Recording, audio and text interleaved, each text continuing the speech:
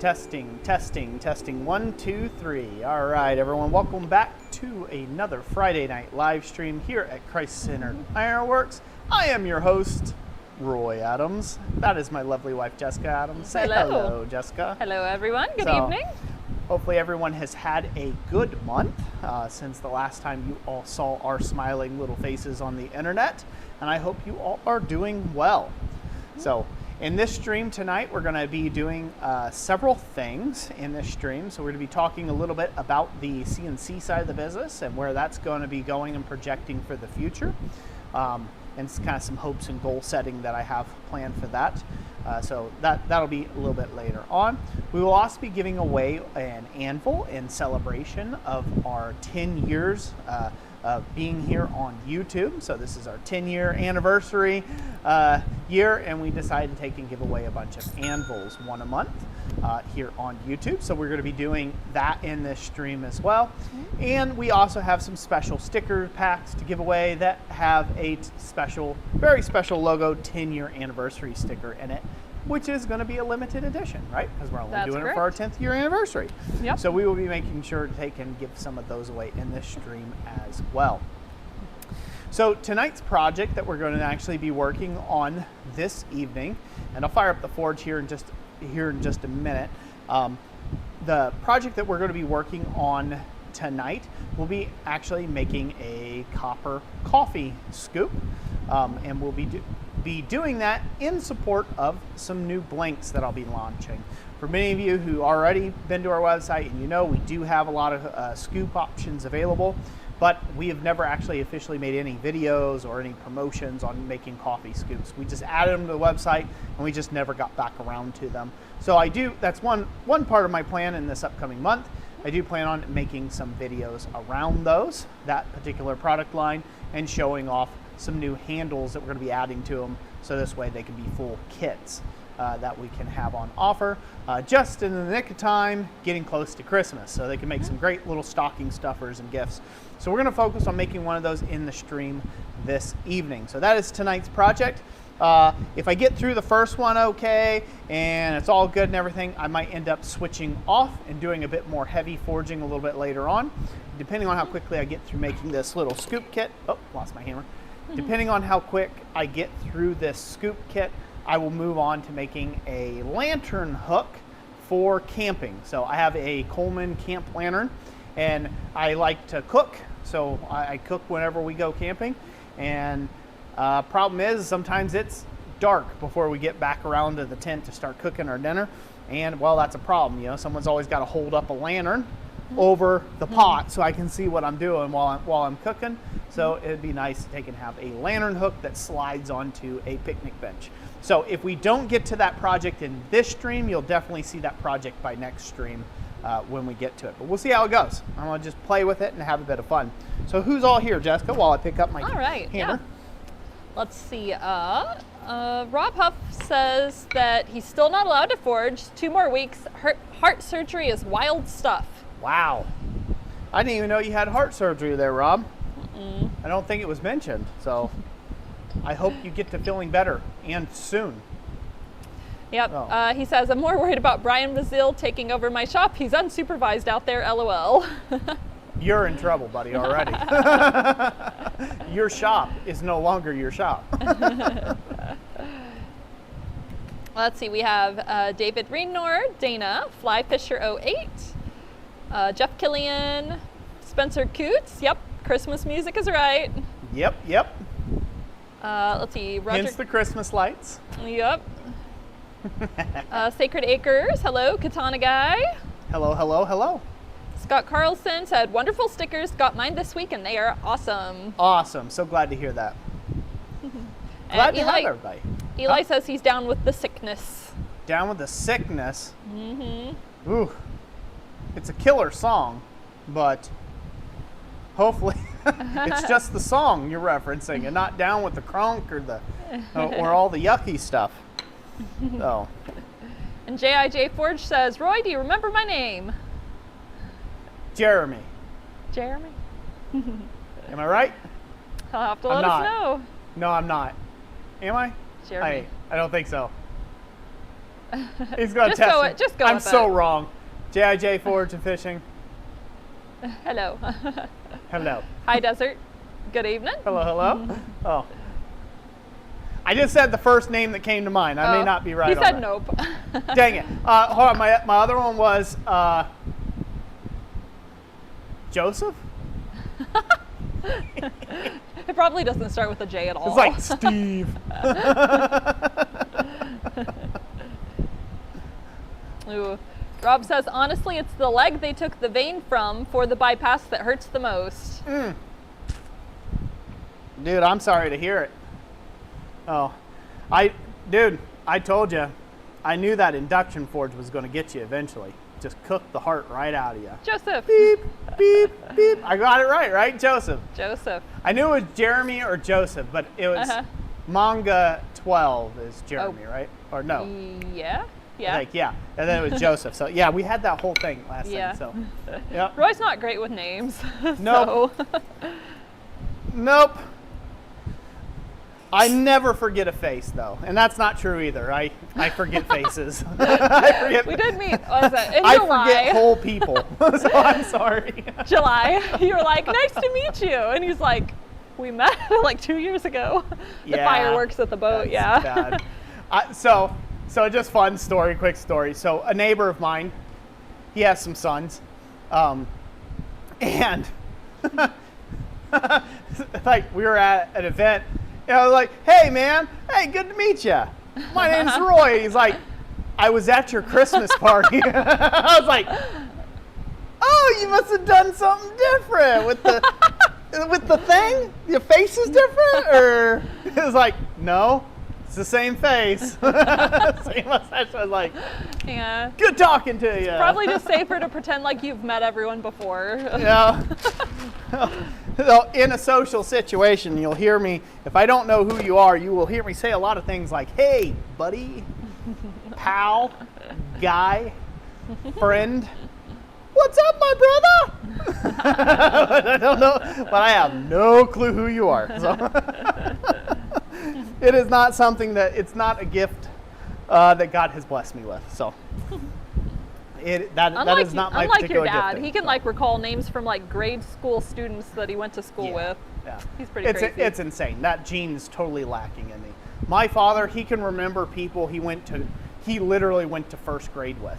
Mm-hmm. Knows where they sat, who they were. He knows like all their siblings, their names, and I'm like, Oh yeah. I can literally meet somebody, and while I'm shaking their hand, I forgot the name they just told me. Yep. Like right in the space. But, however, I do have a photographic memory about stuff that is nonsense and that doesn't help me out now. I still remember wiring schematics that I was looking at when I was in the trades doing HVAC over flipping whatever, I don't know, 17, 18 years ago. So I remember jobs that I did. If you gave me like the general concept of the job, I'm like, oh yeah, I remember that. I ran the wire through this chase and I had to run it along this type of duct and it went for this many feet. I remember all that information. Couldn't tell you what the people looked like, couldn't tell you their names. So. J.I.J. Ford says, I have the problem of thinking I know people that I've never met. Well, that's a different kind of problem, Joseph. I'm going to learn it. It's going to be good. So, all right, let's get into the first update on the business and Christ Center Ironworks as a whole. I want to get into that because it's it's going to lead into us making this kit, basically. Okay. So, one of the things that I'm doing to increase efficiency, for some of you that don't know, I lost my shop guy, my main employee that was here at Christ Center Ironworks at the first of the year. That has been his best friend and a brother by all counts. And so that's been really tough recovering from here at Christ Center Ironworks. And it's been very difficult trying to keep up with everything. So I found myself, I've been pretty much burning the candle at both ends to keep up with everything. So I used to say, when Thomas was alive, I used to say like it was 2 guys in the shop doing 4 guys worth of work. And so now it's just been 1 guy doing 4 guys worth of labor in the shop. And so something's got to give, something's got to give eventually. It's why I've been so slack on putting out any videos or putting out any content on the internet other than doing these live streams for you all out there. So one of the hopes that I hope to go forward, we've got some new machinery in the shop, some surface finishing equipment to hopefully speed me up on that end of the equation, on the surface finishing portion. And we also have another piece of equipment in the shop, which is a laser bed. So we have a CNC laser bed. It's supposed to cut a lot faster when I do actually get the time to get it up and running fully and get up to speed on that. So hopefully between those two things, I will be able to make up for the lack of labor that is here in the shop on a weekly and daily basis. So part of that, we've changed a little bit about the way we're processing blanks now going forward. And so there's still some old stock. Some of you, I will make mention of this now. Right now we do have a big clearance sale that's going on a lot of items that we are discontinuing from the main website. We will still offer these items, but only by request. And those are for people who have ordered in the past and have customers who like those type of items. They will still be available. So there'll be things like we're retiring the states. It's too much stock for me to keep up on, 49 states and things like that. Anyways, we've got everything from states to different types of copper and pieces and sizes and stuff. So the website's going to look a little bit different going forward. If you see something, if you don't see something you used to buy from us, we will still cut it for you, but it'll be technically a custom cut order for us, so there will be a minimum quantity that you have to buy with that. The reason for that being is talking about that, the way of the processing is I would get orders where I have a lot of 10 gauge mild, a lot of 16 gauge mild, and someone would put on one 16 gauge copper thing and one 10 gauge copper thing. And the whole order, all 400 parts, might be held up by just two items. And each one of those are a separate bed run. They're a separate nest. It's a separate, 30 minutes of nesting and things like that it would take to take and produce those. So we're eliminating some of that. We're eliminating some of that. That's why there'll be minimum quantities. That way I can get some of that time back. I can get some of that time back. Am I doing all this right, Jess? Yeah. Sound pretty good? Yeah. Sound logical? Okay, Uh-huh. Good. Just trying to make sure it's all up here. There's a lot of kind of little changes we're trying to prep for Christmas, which we're going to have probably a massive load of orders in Christmas that I am going to try to wade through and get through on my own here. So that brings up to the next thing of what we're doing. So we're going to be changing some of the blanks. The way we've done blanks in the past, we used to tumble them and or wire wheel them. Sometimes tumbling would work and it would knock all the dross, so you get a dross-free blank, but it kind of had like a textured finish to it. And most people were happy with that. That was coming out good, rounded off the edges. That was nice. But not always would it knock the dross off. And then I would spend hours upon hours upon hours of cleanup work with an angle grinder and wire wheel and just sit here for 4.5, 5 hours just wire wheeling blanks, which is not as fun as you might think. Not as fun as you might think. I have listened to so many podcasts and so many Pandora stations. It's not even funny. I've went through them like 7 or 8 times now. Could probably tell you everything on them. So with this new surface finishing technique, we have done something like we've added bridges to pieces. So this way they can make it through the sanders. So I'm going to go ahead and go to camera number 2, Jessica, real quick. All right. I'll show everybody what we mean by bridges, but this is the way blanks are going to come here in the future to you. So I'm going to start off with this so you can see all the copper circles that we're going to be working on this evening. Mm-hmm. So you can see that they are connected, right? That's not magic.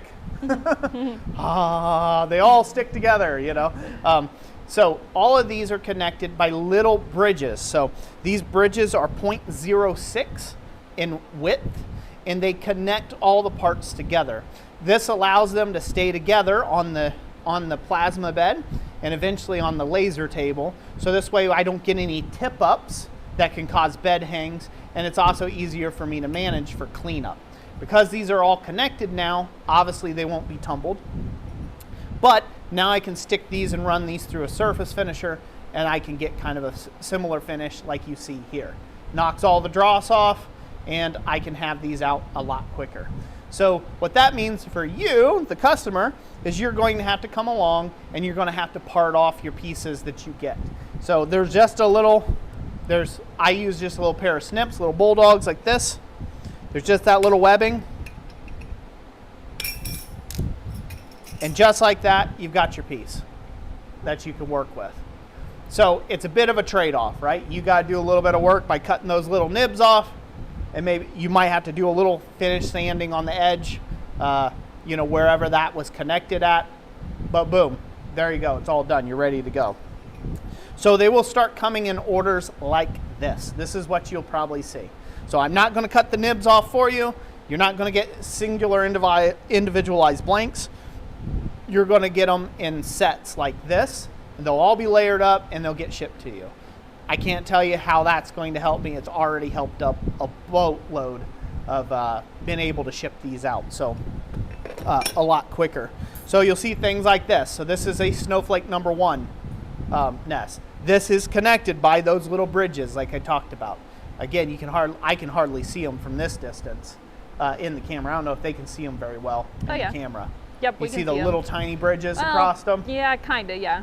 Yeah, that's what I'm saying. Like, that's how small they are. They're very thin. They're almost like a little wire that's connecting all the pieces together. But this allows me to run these blanks through a surface finisher that then allows me to, you know, produce a much higher quality blank, hopefully, and that everyone will be happy with in the long run. But you will have to get yourself just a pair of bulldogs or side cuts, or you can even just take and nick these with a chisel and they pop right off. So you could just nick the little things off with a cold chisel. And but anyways, they'll come like this to you. That's how you can start expecting them to come. I don't know what everybody's saying about that. Hopefully people think that that's a cool idea or whatnot, but Joseph says, whether you like it or not, that's the way it's going. We can go back to camera number 1, Jess. He says, oh no, in my trade of fairly intense manual labor, I have to cut a piece of wire, LOL. Yeah. Well, I imagine there's going to be some complaints about it, but I kind of just don't care. I have got to get some of my life back. I can't just be running 16 hours a day, 7 days a week. So just can't do it. Can't do that long term. It's not healthy. Mark Wanchininsky says, a couple of questions. Are you going to Quad State, and what happened to the steel keychains? Which the steel keychains, I mean, you had answered that part. Yep. He asked technically at the beginning. Well, I haven't yet. I haven't answered that. But so let me answer your first question, and I'll answer your second. So first question, am I going to Quad State? This year, sadly not. I have too much, I have too many things. It was originally my plan to go to Quad State this year. But with what happened at the beginning of this year, it's really set me behind on pretty much everything. And so it has been a real, it's been pretty harsh trying to get back on the horse, basically, around here and keep up with the orders. That has been just enough for me, basically, is just to keep up with the order load. Let alone all the upgrades and all the shop upgrades and things like that to try to be a one-guy shop and still be able to produce at the level that I am. With that being said, so I won't be, sadly, I won't be coming to Quad State this year. If I did go to Quad State, and it may look different in the future, I may not be bringing blanks in the future more than what a back of a truck tailgate could handle. It's a lot of work, an unbelievable amount of work. Me and Thomas, we would work for about almost 2 solid months of pre-stock just for Quad State.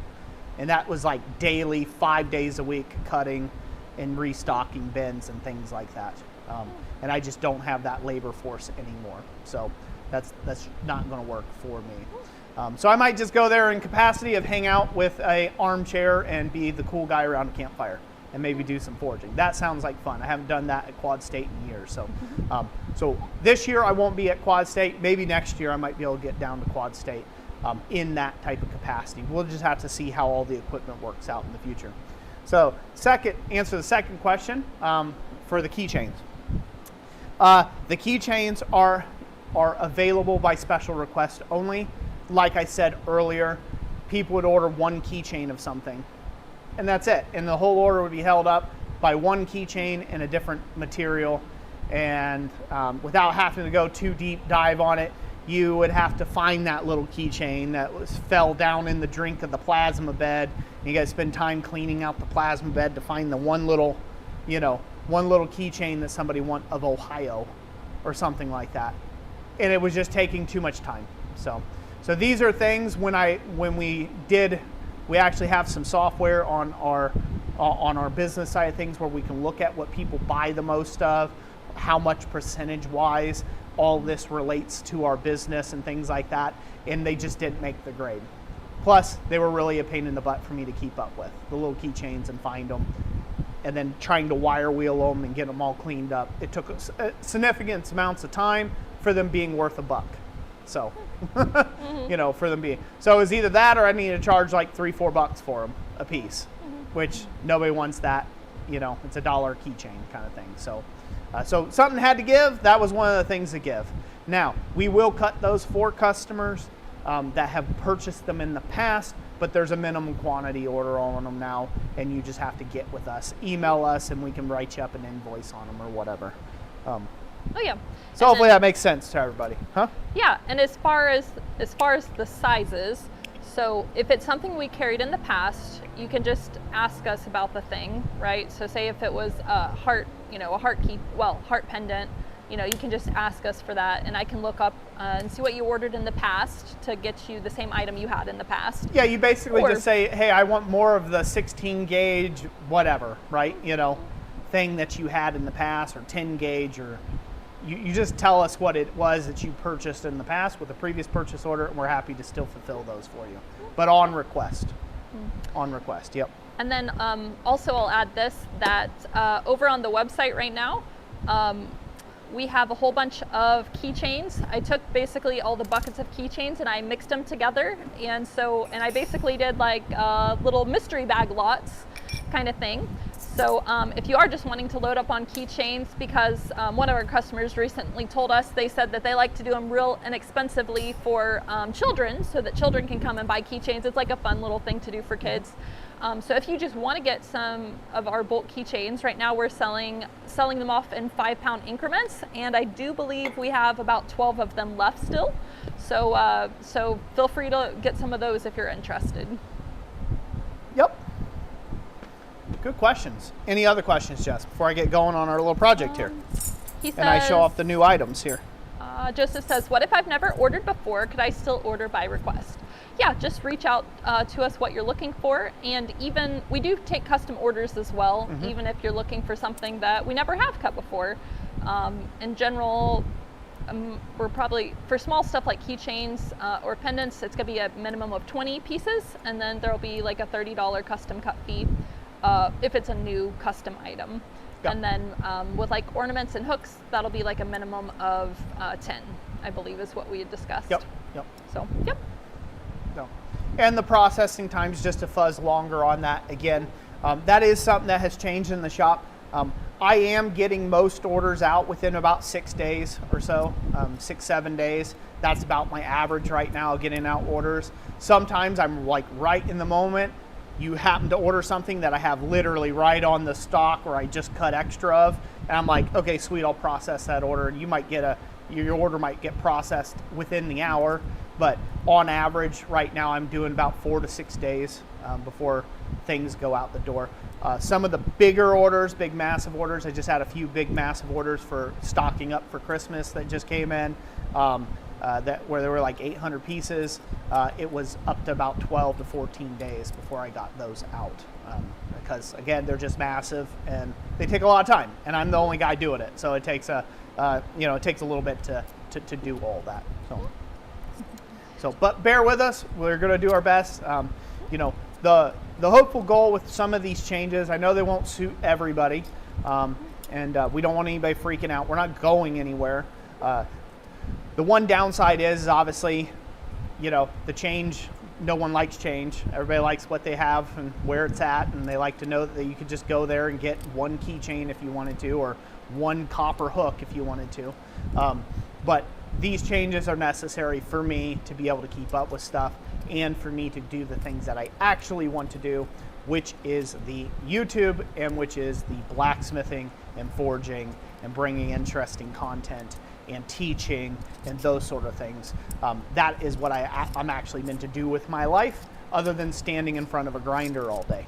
Now, I don't mind. I'm not complaining to take and stand in front of a grinder all day. It's just not what I was meant to do with myself. And I know that in my heart of heart. I like doing, again, easiest work I've ever had to be a part of. So I'm not griping at all. It's just having to find a way of having a good, healthy balance. So this way I can keep moving forward. And so I can bring you some inspired products, some new products to the fold that I've been wanting to do forever, but I just haven't had the time to get around to doing them. So let's go to camera number 2, Jess, real quick. Sure, baby. If you can. So one of those new products, I'm going to get into that now. So obviously I mentioned we're going to do some scoop kits. So we offer these in 16 gauge and 10 gauge material. Right now, the copper scoops. This is a 2.5 inch copper coffee scoop. We have these in 2 1/4 all the way down to 1 1/4 diameter, which they're kind of just like a little coin. So we have a whole range of copper rounds like this that are available. But we're going to be selling the copper scoops in these 2.5 sizes. And this is kind of the new thing we're going to be adding. We're going to be turning them into little kits. So we have kits. So we have some new handle ends. So this one's a maple leaf handle end that we made. This is going to be a fleur-de-lis, an oak leaf handle, a little spade handle, and then there's one that's not here. It's a circle handle, basically. It's just a little circle, just a round on the end. So we'll have some of these, a variety of these on hand by the end of next month. So by the end of September here, upcoming, I should have a bunch of these hopefully made and ready to go, and they will be listed on the website for sale. But you guys are getting to see them first and foremost as we try to knock one of these together. But a kit will come with a scoop. It'll come with a handle. If you order an entire kit, it'll come with a scoop, a handle, and it will come with 3 1/8 inch rivets. I can't even show those off properly. It'll come with 3 1/8 inch by 1/2 inch copper rivets that'll come with it. So that's how those scoop kits will be put together or provided. So if you order 100 of them, you'll get that, but times 100. So that way you know. So that'll bring us on to our subject matter for tonight. We're going to end up making up one of these kits real quick and see where we're at. Okay. Rob, thank you for gifting 5 memberships. Hey, thank you, Rob. That's awesome. Oh, we can go back to main cam. Yep. You there? Oh. What people think about the kits? Let's see. They like JIJ it, just Forge like it. says, ooh, I might need to buy some scoops. There you go. Right on.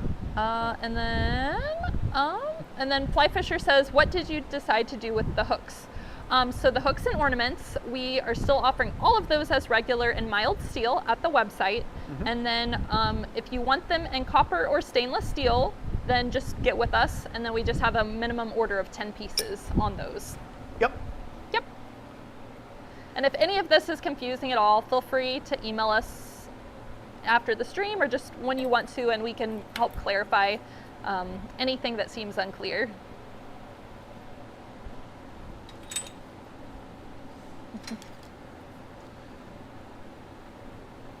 It's really not,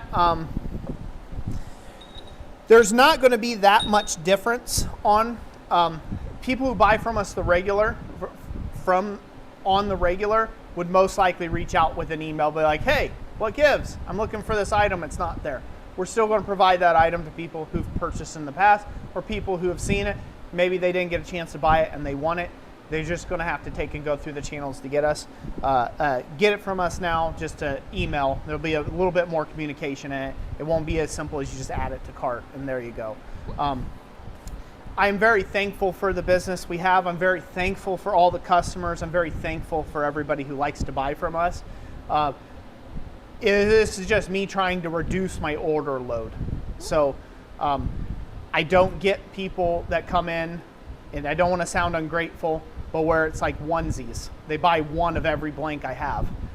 that takes forever. That takes forever to fulfill an order like that.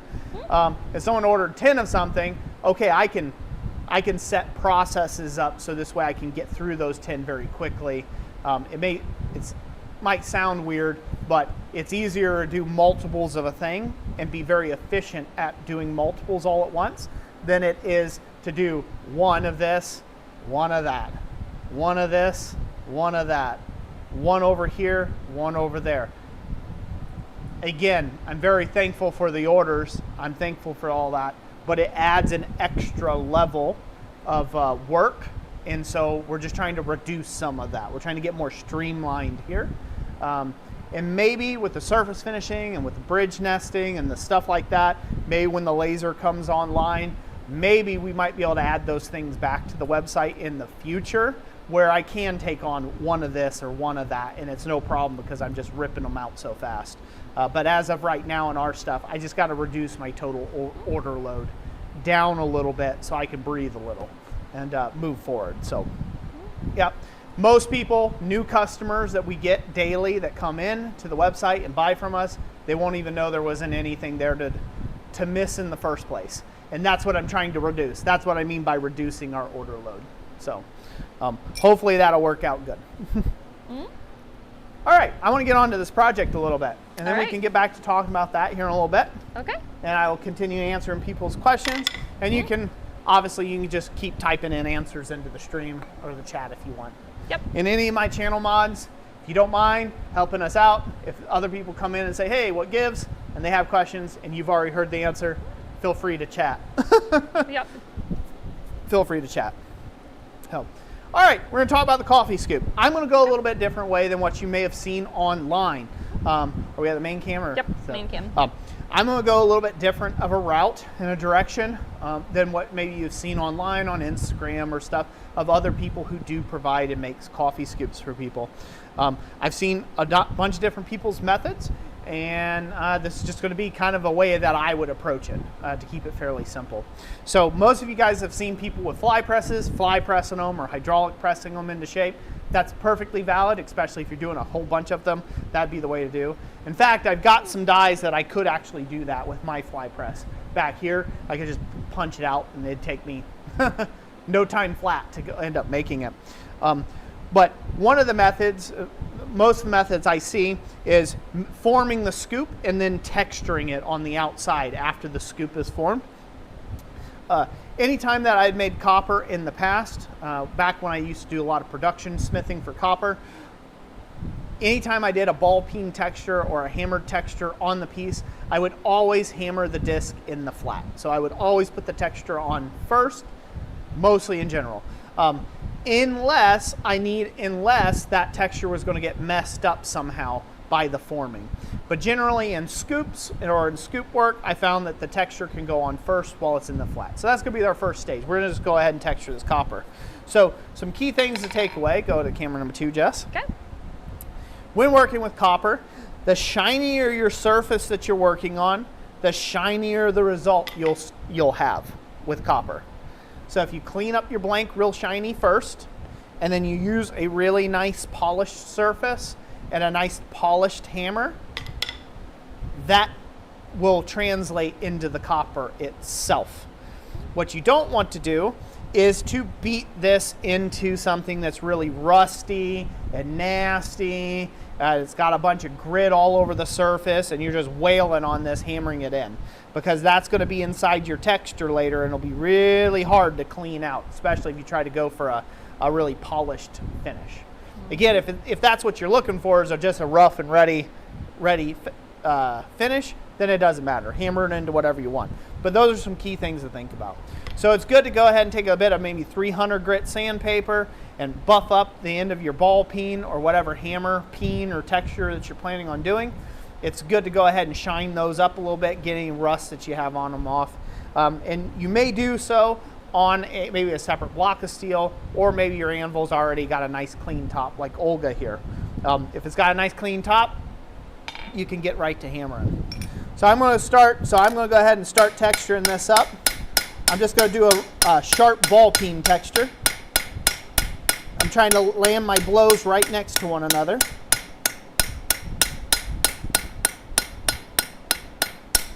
I used to make really large bowls and vessels with a pebble texture like this.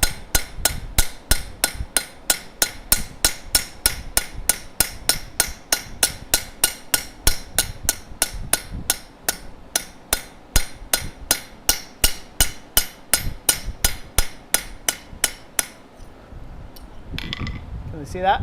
Yeah, uh-huh. So we do one side and then we'll switch over. Now we're going to try to hold this in such a way. See how it's kind of kipped up one way? We'll hold that while we do the rest of it. Sometimes it's helpful to go around the edges first.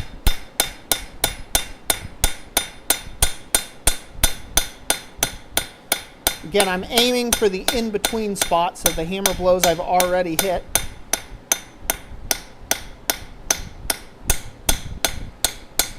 And for surface textures on copper, or any bowl or vessel work, you want to keep all of your divots roughly the same size. So when you strike a piece, you're going to have a little circle show up, right? That's that ball peen. If you were to hit that piece harder, you're going to have a bigger circle. If you hit it lighter, you're going to have a smaller and shallower circle.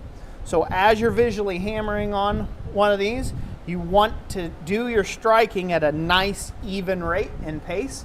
And the circles, what you've done will actually tell you whether you're keeping your hammer blows consistent or not. You want to have consistency because if you squeeze it too much in one area, that might crack later on when you go to form this. Or it might crack through while it's already been formed if you do like the other internet's methods. But you can see that there is going to become the outside of the scoop. Again, it's a popular style. I've kind of went beyond doing ball peen texture in most of my work now, but it's a popular internet style, so we're going to just go with that one because, well, I'm looking to sell scoops, so might as well go with the normal. So let me go back to the main cam. So now that we've done all that hammering on this disc is hard, and I would not suggest taking and forming it at all. This needs to be annealed. So we're going to do that by heating up this copper disc in the forge. In this case, I'm going to use this little gas forge over here for this type of work. We're going to heat it up till it turns red, and you can just let it cool naturally and slowly, and that will anneal it. Or you can heat it up to red and you can quench it in water, and then that will take and blow some of that scale off, and it will go ahead and soften the blink. So this way it can be formed. Generally speaking, your texture, you do your texture, then you anneal, then you do your forming afterwards. So it's kind of like a two-step process. If you don't do that, you do take a chance. This is really hard now. Like, I cannot bend it with my hands, and so it is not going to like going into other shapes. You could crack it if you do that. So, and we'll go ahead and get this lit. All right. We'll take on questions. Okay. Sacred Acres, no, we don't sell toilet spoons, but if you want us to design one for you, we can do that. What's he looking for? Toilet spoons. Toilet spoons? We can design you one in a blank, buddy. All day long. Catholic Pelican Crafts says, do you sell the tooling to make the scoops? No, I do not. I'm going to talk a little bit about tooling here in this next step after we get this annealed. Yeah, as busy as I am just making the blanks themselves, I just don't have the manpower to make the tooling as well. I have never been much of a tool maker as far as a blacksmith goes. In fact, I would say I'm a pretty shoddy tool maker as far as blacksmithing goes. I make tools that just work. They're just like down and dirty tools for myself and in the shop. And they work great. They're fine. You know, there's nothing wrong with them. But I don't make pretty tools by no means. The only pretty tools I've ever made are more art than they are a tool. So I've made some really fancy hammers before, but they were more of an art piece, more of an art statement piece than they were a functional tool, if that makes sense. So I'm not much of a tool maker, I will shout out, there is a tool maker called House Made that they kind of got really popular for their scoops and scoop kits and things like that. So I would shout them out, their business, right? House Made. They have a pretty neat kit that has press tooling, and it has like ball, you know, it has like a big, I don't how do you call it, a ball bearing welded to a plate, and they kind of got a whole system around their setup. They do offer some stuff like that. I know you can get other press tooling and things like that from some of the other name manufacturers. I believe Blacksmith Supply has some, Blacksmith Depot has some, things like that. So I would recommend those businesses. You support those businesses and check them out for tooling of that nature. But when I get on to the tooling here, I'm going to anneal this real quick, and then I'll talk a little bit about tooling, of how simple it can be. Because it can be dead simple. As you can see, I've used a ball peen, I've used a hammer, an anvil somewhere, right, to use. I've got the disc itself, and then I'm going to show you how you can simply form these with really simple tools at your disposal, things you probably have in your backyard. So that way you don't have to go out and buy a bunch of expensive custom tooling, which I'm a fan of, because not everybody has the coin to do that, right? At least not at first. So I have been in that position many a times where I've had zero money to buy the custom tooling. So, you know, so you just got to learn how to make do. Hence, I'm not much of a tool maker. Like I said, I've made a lot of make-do tools. I've made some pretty tools that I think they're pretty good, but all in all, not my bag. I'll pull this out and show off the camera. You guys see how hot that is. It looks bright yellow, but it's pretty much a really bright orange. We'll go ahead and quench this in the water. Alrighty.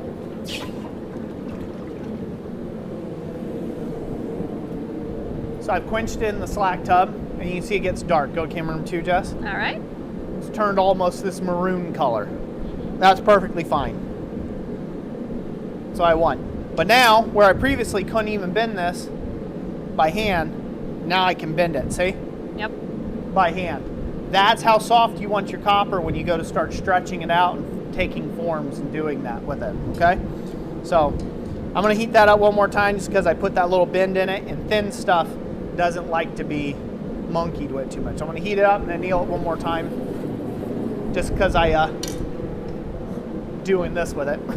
It's no good.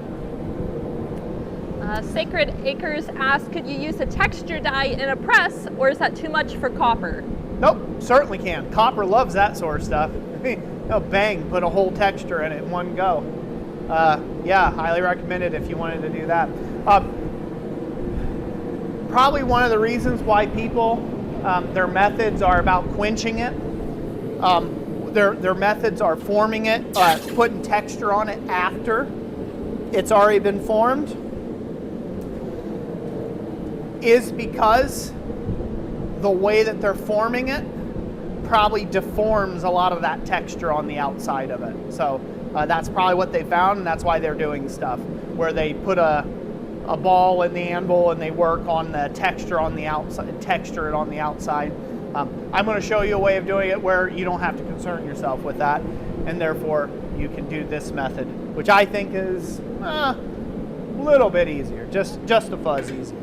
So, all right, I'm going to shut that off so this way I don't feel like I'm competing for the gas forges thing. Alrighty. So let me show you all off some tooling here real quick. So go to camera 2. Yep. So that's what we look like now. It's got a little ghosting from where I was holding it with the tongs. But that blank should be nice and soft now, so we just set that aside for time being. And I'm going to show you some tooling you can use. So you can make all this yourself or find this yourself. This here is a bearing race. You can have something as simple as a thick-walled pipe that you leave the sharp edge on the inside edge of this pipe here. If you round that inside edge and the outside edge to where it's like domed all along the edge of that pipe, you can literally use a ball peen hammer with the face ground kind of like this and sink it into a cup like that by hand at the anvil. You can obviously weld this to a plate or attach it to a hardy stem so it sits right in your hardy hole of your anvil. Pretty simple. You can buy something like this one from Cincinnati Forge and Tool Company.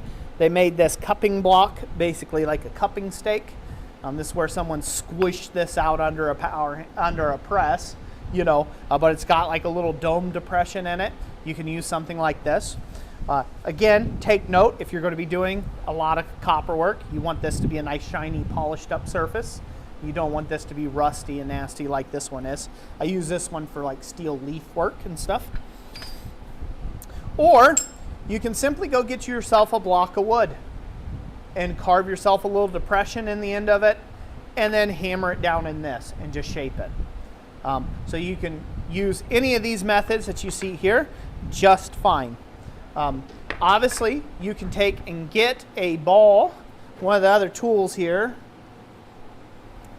show you off here. What's that look like to anybody? Everybody should be able to, some of you have ran your shins into one of these at one time or another. I know I have on many occasions. They usually stick out the back of a pickup truck down by the bumper. So these, I don't know why I'm talking to our audience like they're children. Pretty sure they've all seen those. They pretty have all seen it. You know, I'm being a little schmuckish here right now, so I'll stop. But yeah, so this is just like a 2-inch. I think this is just a 2-inch ball, trailer hitch ball. You just grind the flat off of it, grind the little flat spot. They usually have a little flat spot on them. Just grind that off. Use this with a press, and boom, you've got yourself a forming tool. That simple, right? So I could use the fly press to form this, right? Just like that, like anybody else. So I could do that. Or you can take the same thing, since these are close to an inch, they're just under, they're like 3/4 inch round diameter, you can drop it into, if the stem's long enough, you can drop it into a 1-inch hardy hole. And now you've got that little ball texture stake right out the gate, and all it costs you is a Harbor Freight, you know, ball. That's it for a hitch, right? It's just a Harbor Freight hitch ball there. Or take it off your dad's pickup truck. Don't tell him. Until later when he needs to go pull his trailer down the highway and you just happen to be making scoops with it. So that's probably one of the simplest methods of tooling you can have. It takes nothing to take and grind that little bit of that flat spot that these come with. I could show you that here in a second. Here's another one. Here's more standard. You can see. You can see how it's got this flat on the top that has the numbers. You just want to grind that off so it's smooth and polish it up a bit, and then like I said, it can fit inside that. Boom, you're done. No fancy tooling necessary. You don't have to spend hundreds and hundreds of dollars on fancy tooling. You got it right there. But I'm going to show you the method that I'm going to use, which is basically a wood block that's retained by this hardy stem in this little cup thing. And I'm just going to set that right in there. Now, if you don't have something like this, you can obviously just get a dishing stump and you can form it in there. So, but I'm going to show you in this method here first, and then we might do another one and we'll do it in a slightly different method so you can see how that works. Any questions, Jess? Oh, let's see here. Knight of tickling armor, or ticking armor, sorry. Tickling armor. We have in fact smacked bone on one of those and used many of our gamer words. Oh yes. Crawford says, don't tell Dad. Catholic Pelican Craft says, putting the kids to bed, we'll be back. Right on, we'll see you in a bit. Sacred Acres says, I built mine up with weld and shaped it. Yep, you can do that too as well. Perfectly natural. And Stan Bear Zero is just joining us. Okay, awesome. I'm gonna try to zoom this in a little bit to where I'll actually be working. Readjust this, give me a second. See, Rob Huff says, sodium bisulfate cleans copper really well, bright clean after just a few seconds. Very cool. And Fly Fisher says, sodium bicarbonate? Sodium bisulfate. Bisulfate. Sodium bisulfate. Write that down. Okay. I'll have to give that a try. Sodium bisulfate. Maybe you can do a video on it. And if it doesn't work out, I'm going to tell them who to blame. And then Fly Fisher says, what did you decide to do with the Baroque cook from last live stream? I've had no time to work on it, so I've decided it's still just like it is from last live stream. Good question. Indeed. It's literally the same, wouldn't you know? All right, so to form this, I've got a nylon mallet. Super cheap, Harbor Freight. God, I hate, they really need to sponsor me at this point. Let me pull off all their nomenclature off this nylon mallet. Not Harbor Freight, certainly not a Harbor Freight nylon mallet. No, I'm not sending people. Buy a nylon mallet somewhere else, but there, until they sponsor me for whatever reason. All right, so copper, nylon, and wood are wonderful tools. They go together. You don't have to worry about wrecking any of your finishes when you're taking and doing raising or forming operations. Obviously, you don't need this. You could just use a steel hammer. Again, you could use that same polished ball peen hammer you might have used before, and you can form this up nicely. Or you can use a nylon mallet to form it. The point is, you just want something with a curvature that you can create a nice curve that you can follow the inside curvature on this concaved surface once you make one. Oh, you want to take a look at camera number 2 there, Jess? Yep. So just going to use my little wood block here. Going to use nylon mallet. And I'm just going to start forming this. You don't need as deep of a block as this. In fact, this might be a little too deep for my liking. But we're going to hammer it down in that.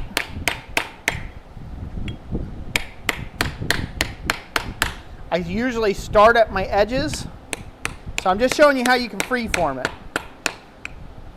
So if you just bought one, you don't want to go invest in a whole bunch of tooling, you're just trying this out for the first time, it would be my suggestion that you freeform it first, and then see if you even like doing these things. If you do, then get specialized tooling in the future. You see, we've already started creating some shape to it pretty quick. So, like I said, I wouldn't invest in tooling or advanced tooling for this process until you know either you got a customer base for it or you really like the process of making scoops. So I'm just going around the edges, raising this up, just rotating it, obviously trying to avoid my fingers because it is such a small piece. But that's one of the nice things about working with copper, I will say that much, is at least with copper, you don't have to worry about keeping it hot while you're working it.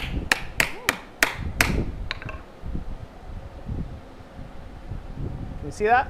Oh yeah, yep, sure can. Now you can beat these as deep as you like to go, but you can see how that texture's still there, right? Yep. See, I haven't done anything to the texture. So I generally form texture first in the flat. So if I'm doing a cross peen texture, I'm doing ball peen, I'm doing chisel work, I'm doing whatever, usually I do that all in the flat. It's a lot easier than trying to hold this on a ball and texture it. And then it deforms your shape anyhow when you start beating it against a ball. But like I said, to each their own. People do it a bunch of different ways. My method isn't necessarily the right one. It's just a way.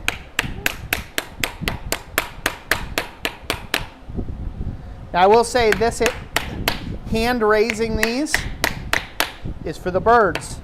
It's a lot more laborious than it would be if you had a little press and you had the dies and you just hammered it in there, you know. It's going to be a lot more labor intensive to do this way. So something to consider, you know, if you're going to do this. So that's hardened up now. So I'm going to go ahead and reheat the forge and anneal it real quick. Okay.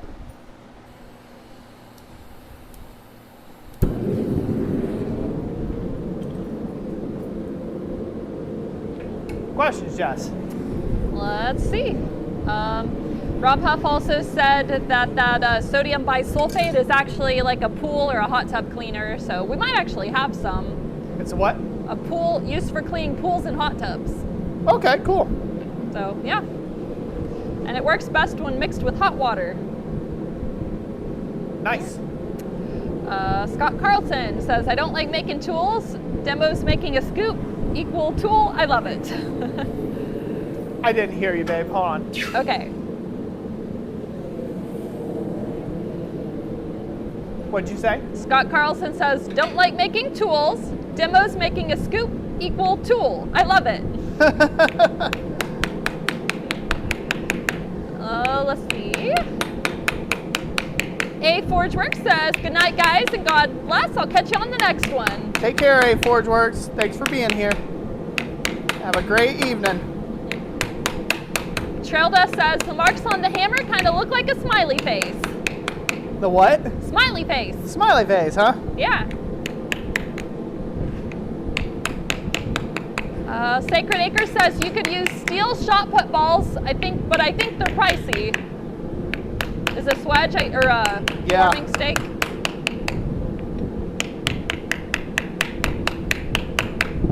Just free forming this one. Let's see how it goes.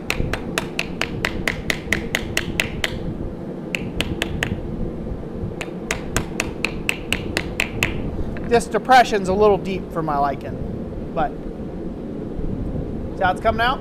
Yeah. A little bit better. Yep. Again, if you wanted to form this over a hollow pipe, you could put this over a piece of pipe, but you would need those edges to be smooth. You need these interior edges to be smooth, otherwise you'd get galling on your texture or on your surface. So you'd want them to be smooth if you're doing that. Yep.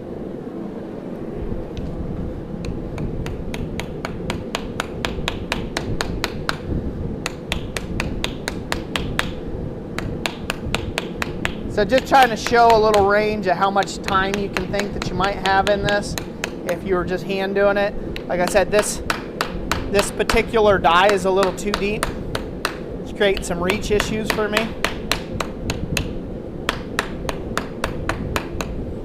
Well, hopefully you guys are seeing how this comes out. And I might just leave it a little perfectly imperfect for sake of demonstration purposes, but we'll see. Trying not to bail out and cheat and go use my press with my ball dies in it and just go for it. That way I can say, okay, done. Go on to the next part. Been a while since I hand formed anything this small.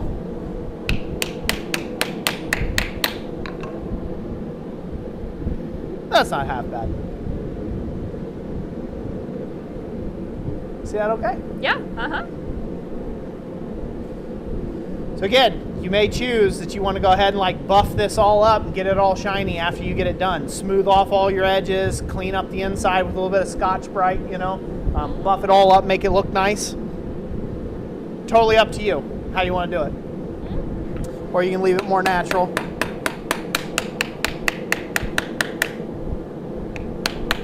Again, I'll have a whole YouTube series on this, I think. Just showing people how to make our blanks once I go that route. Once I add them to the website, those videos will be up. So, or a video at least will be up on that subject matter. And we'll go from there. So all I'm doing right now is I'm doing basically I'm doing a planishing technique where I'm hardening the copper. So this way it's solid. So this way it's not going to bend. Someone won't drop this on the kitchen floor and it fold in half. So because I'm already to the shape that I'm going to go with hand raising it for this demonstration, I'm just lightly tapping the surface and just barely, I'm not even really forming anything anymore. I'm honestly just hardening up stuff while trying to continue to smooth out any wrinkles or little lumpsy bumpsies I might have. That's what I'm working on currently. So you could do this in large copper work as well. In fact, it's the thing I would do right before polishing work. Because as I found with copper work, copper takes a nicer finish if it's hardened. It takes a much nicer finish if it's hardened. And for those of you that aren't asleep, paying attention, I just gave you gold. That's something that a decade of copper work taught me. Doing copper work, so.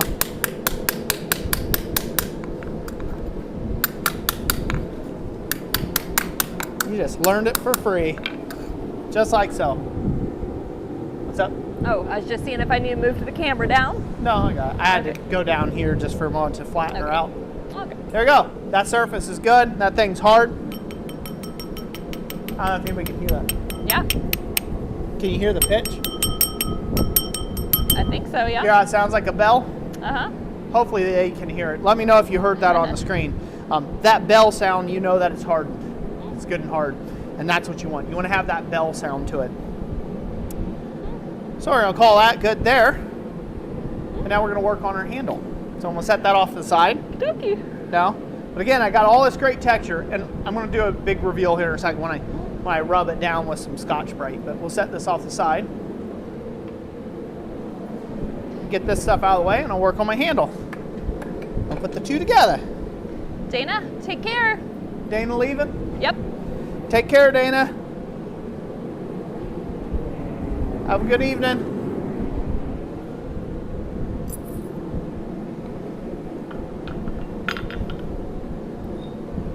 Yep, they said we heard it. All right, cool. All right, so I decided since fall is upon us, yes, that's right, I said it, fall.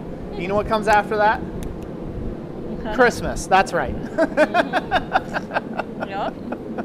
It pretty much goes from fall to Christmas, straight away.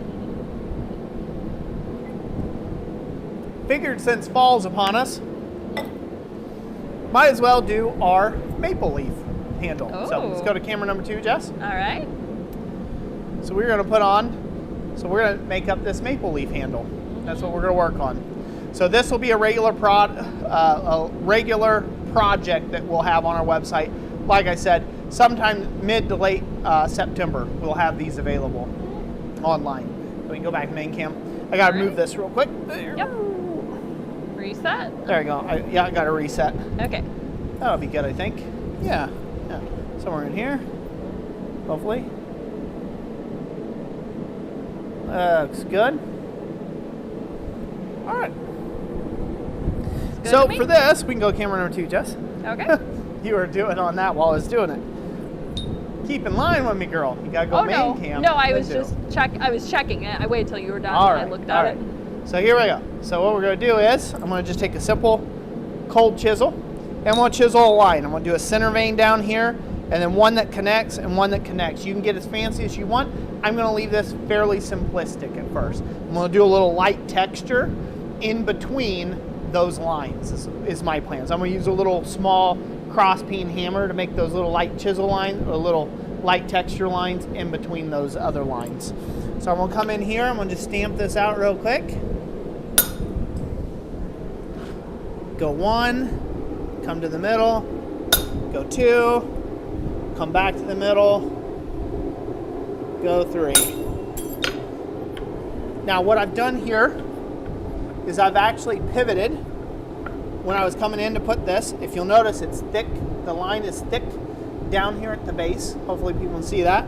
And then it thins out, so it almost like points, does a little spear point. The way you get that is by tilting your chisel. So if you tilt your chisel like this corner is going to dig more than this outside is, and it's going to leave that effect. So you're going to have a thick line at the start and a thin tapered line out towards the leaf's edge. And I like that effect myself, so that's what I like to do with my chisel work. Decided I want this middle line to have a little more length to it, so I'll give it just a tiny tap, and that'll extend that center vein a little bit. Can they see that okay? I don't know. Can they see that okay? Yeah. Yep. Does that look good? Can they see that all right? Can they see the chisel lines? Yep, they can see them. Okay. All right. So there you go. Now, you do a lot of different things to this. Before I texture this out, I'm going to go ahead and texture my handle real quick. It's going to be super easy to do this. I'm just going to use a regular hand hammer. And on the surface, or the show side, the side that everyone's going to see, which is not going to be this side, by the way. It's going to be the opposite of that. This is going to go on the bowl of that scoop. Right? That's going to go on that. So you want to take and texture the opposite side of that. Or at least that's what I'm going for. We'll flip that over.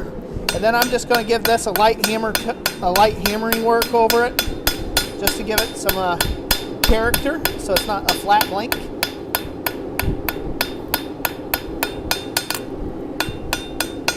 And I should mention, by the way, this is all literally dependent on you and your wants. So you don't have to do any of this. You could just leave it plain. There's no right or wrong answer here. That's all on you. So I'm just going to take some of the corners off this, smooth up our edges a little bit so it feels a little nicer on the hand. Again, you can get this hot if you like and work on it that way.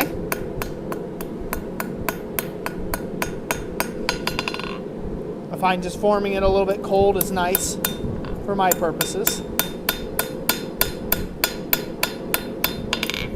There you go. So you're literally just giving this a little bit of texture. There's not much forging in this. There's more forming than there is forging in this project. So if you're a purist at heart, this is not your bag, man. If you're a purist at heart, this probably won't be the project for you. Go and forge your own handle from scratch.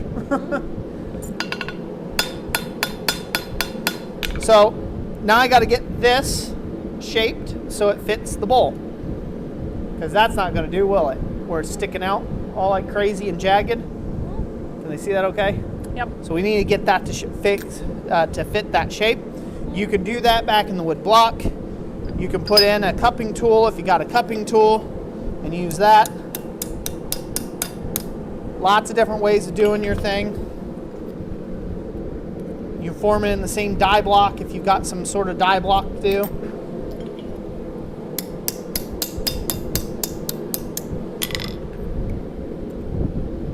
Perfect. Perfect fit. See that? Lovely. That's going to give a very nice little clean look. Oh yeah. Little maple coffee scoop. Look. What I would suggest is that you go ahead and you drill your handle first, lay it on your copper scoop, drill your scoop, and then rivet it all up together.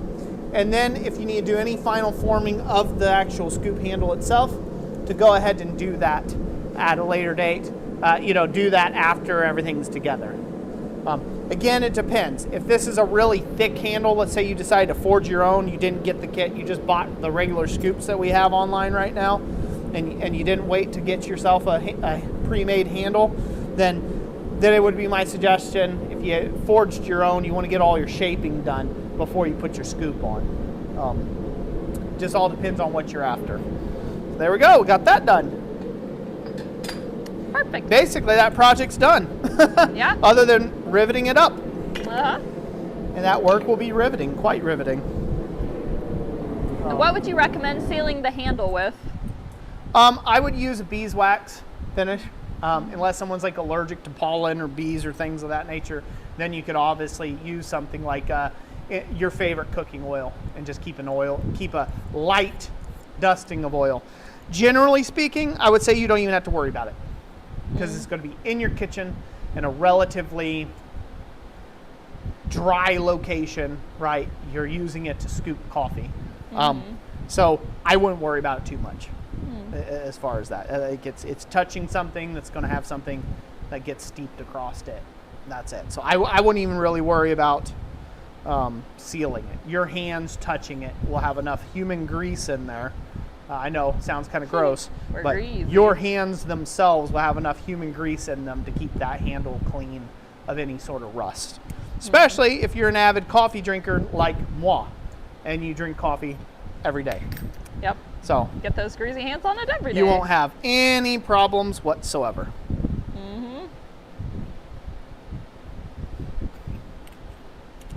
Perfect. Perfect? Yep. Am I perfect? Or are you perfect? Sure. Are we both perfect? All of the above. All of the above, huh? So I want to get that shape up a little more. Yeah, there we go. I like getting big scoops of coffee. I don't know if anybody else feels that, but I do.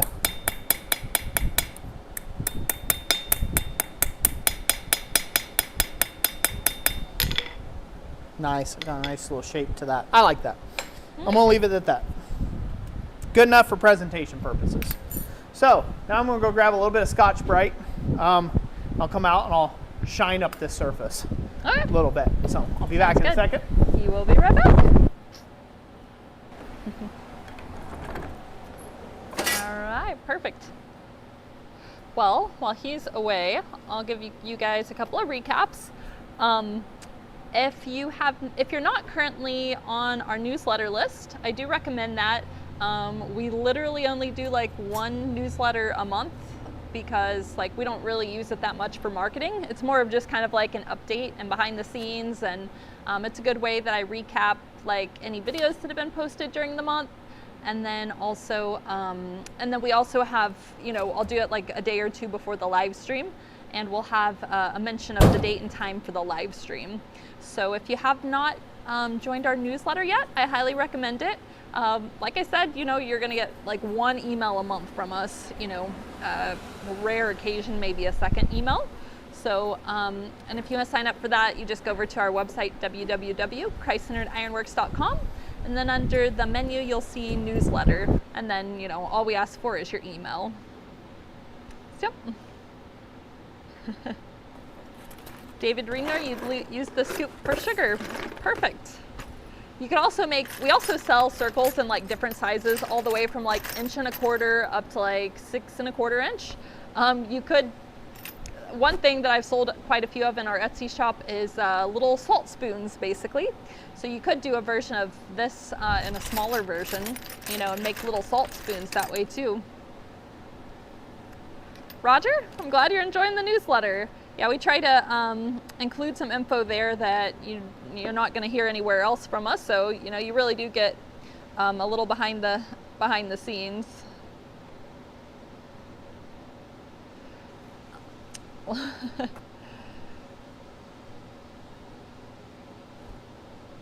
Yeah, so we've been kind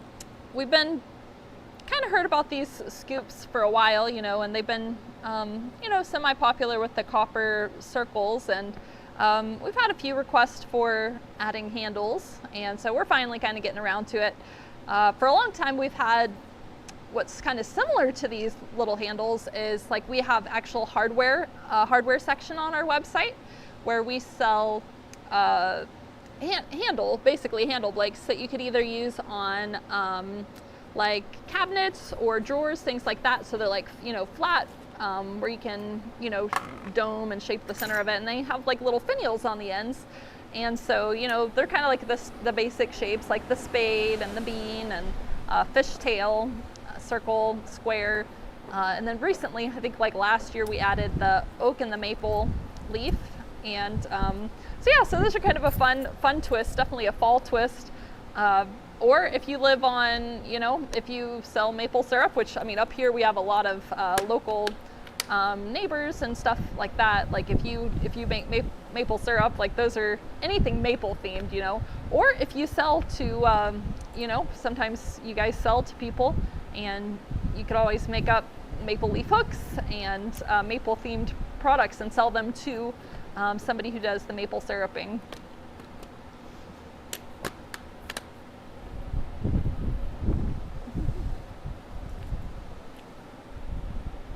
David Renor, all your stuff is mild steel, right, Roy? What's that? All your stuff is mild steel. I think as far as tooling, tooling goes, you use mainly mild steel tooling. Yeah, most of my tooling's mild steel tooling. There are a few.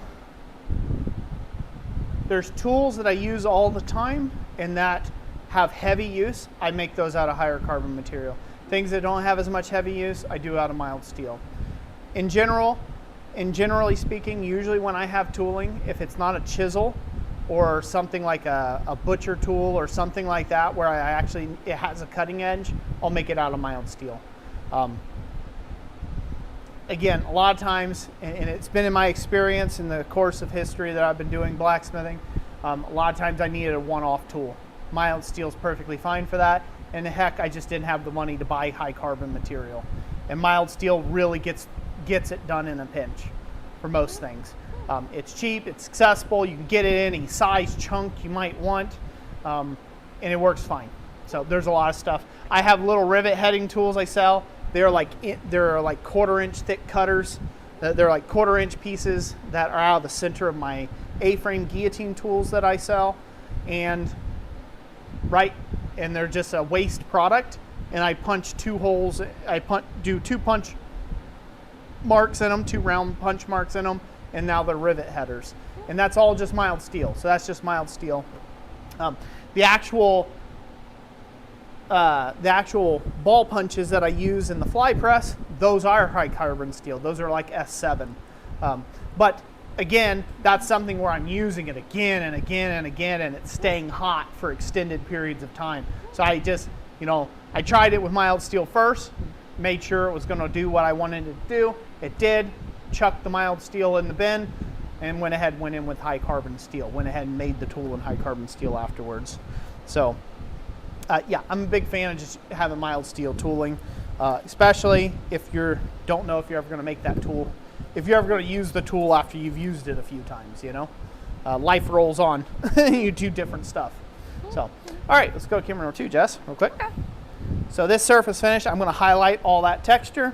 Again, you can leave it all dark and stormy like this, which might be really nice. I want to take a little bit of sandpaper, and I'm just going to rough it over the surface to help highlight some of that texture. That's what I'm going to do. So I'm just going to, you can do this by hand. Belt sanders are a little too aggressive. So are angle grinders. If you're just trying to highlight texture, I would suggest doing it by hand. It really doesn't take that long to do it by hand. Start highlighting your texture. Can they see that okay? Yep. Do they see that texture being highlighted?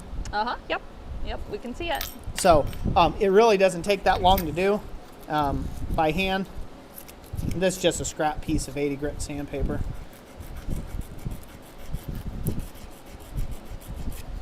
Other reason why I'm doing it like this, I don't have all the dust coming off into my lungs right now either.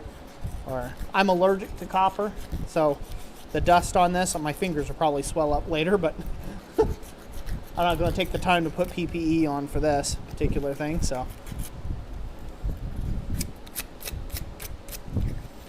I'm just shining up that so you can see more of that texture. Again, if you wanted this polished, you'd have to go through the process of just making it shiny to buff it all out. Then I'm going to use some of this Scotch-Brite. I'm warming myself. See? See, I'm bringing out that texture nicely. Yep. Very lovely. While leaving some of those darks in those valleys.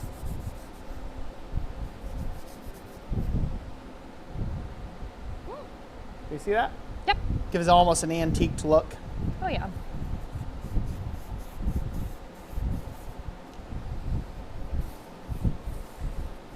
Now when I do this for a video and I do it for real and I put on some actual PPE, probably for the blanks I'm going to show in those videos, I'm going to show a little bit of different finishing techniques for these to really make them pop. Of course, what everyone else does is pretty cool, but they've kind of all ran together at this point. I'm going to show you some things that, from an artist's point of view, that some other people haven't done yet. So, may give you guys that little bit of an edge when you go to sell these things at a craft fair, for whoever's watching. All right, got that done. Now I'm going to go lock this up in the vise. We can go to camera number 1, Jess. All right. I'm going to lock this piece up in the vise. I'm going to use a little thin strip of sandpaper. This is like 120 grit sandpaper. And I'm just going to go over the surface, like I'm buffing a shoe, of the handle of this thing to smooth off any sharp edges or any rough edges, and to highlight a bit of the texture that's on the handle as well. So I'm going to lock that up in the vise, and I'm going to do that now while we talk and take a question. Okay. Yeah, David Redner. So with the mild steel, the expansion rate is different from mild steel and enamel. So they expand at different rates and they won't fuse. So there's actually a product out there. I'm trying to remember what it's called. You can get it from some of the enameling supply places that allow you to enamel on steel. Basically, it bridges the gap between the two different expansion rates. I've used that with some success. It's not completely perfect. I'd still sometimes have little areas where the enamel wouldn't fuse. But copper's like a no-brainer. You can enamel on it with, near perfection most of the time.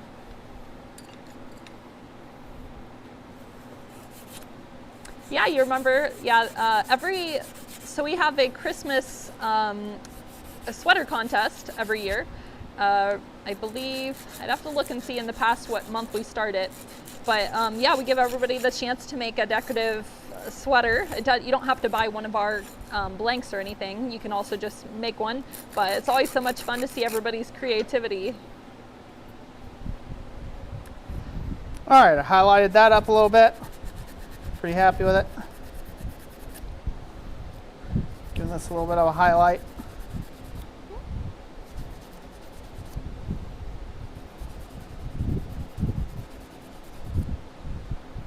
So I hope everybody sees how I haven't really done anything insane yet, right? Like I haven't used any really crazy tooling, right?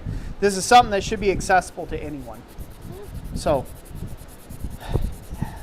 I've been quoted many a times. In fact, some could say that I started this quote on the internet because I've said it so many dang times. Who knows? Maybe somebody else has said it before me, but I don't know. I know I've said it enough. It could be attributed. It is not the tools that make the smith. It is the smith that makes the tools, and I stand by that. And it really is. It really is true.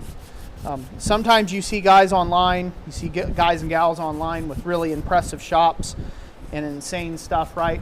But what you don't see is sometimes you just don't see the decades of hard work that it took to get there, and learning that they had to do, and people they learned from, and help along the way, right? And teaching and whatnot, right? You don't see all that. You kind of just see the, you're like, gee whiz, I'm out here in my garage and I don't have any of that equipment, so I can't make that. Well, you can't make it like they make it, but yes, you can make it. You can't do what they do with it, but that doesn't mean you can't, right? It doesn't mean that you literally can't accomplish the same tasks that they have done with their little endeavors there. It's just you have to go a little slower at it. Do you see a fancy belt sander in my hands right now? Nope. Just a bit of sandpaper. And all I'm doing is polishing up the edge with that bit of sandpaper as I'm standing here talking to you on camera, right? Is it the most efficient thing in the world? No. I've got a several $1,000 belt sander sitting in the other room. I gotta go do this in like 12 seconds flat if I wanted to, but that's not the point. I do stuff like this on the channel like this to hopefully encourage you guys out there that you can do projects like this or any type of project you want, right? Maybe you don't want to take and buy a blank from me. That's fine, you don't have to, right? Go get you a bit of copper pipe, cut it open, flatten it out, trace you a circle, trim it out with a pair of shears, and make your own circle if you want. You know what I mean? And add your own handle to it. You can do all of this on a budget. You don't have to have $1 million to get into this thing. I did not. There's no silver spoon here. I was never born with a silver spoon in my mouth. Mommy and Daddy, I ain't no trust fund kid. I've had to work and earn everything that I have. And, and I've been insanely blessed and fortunate to be able to do something that I love for all these years. And now I'm insanely blessed and fortunate to be able to pass that on to others. And that's what I feel the most fortunate about now in life. I've done production smithing. I've done everything from consignment to art galleries to custom commission work. I have literally a piece of my ironwork everywhere on the globe except Antarctica. Literally every continent on the globe except Antarctica has a piece of an ironwork from me on it. Now, some of you guys don't know that. You just know me as a YouTube smith.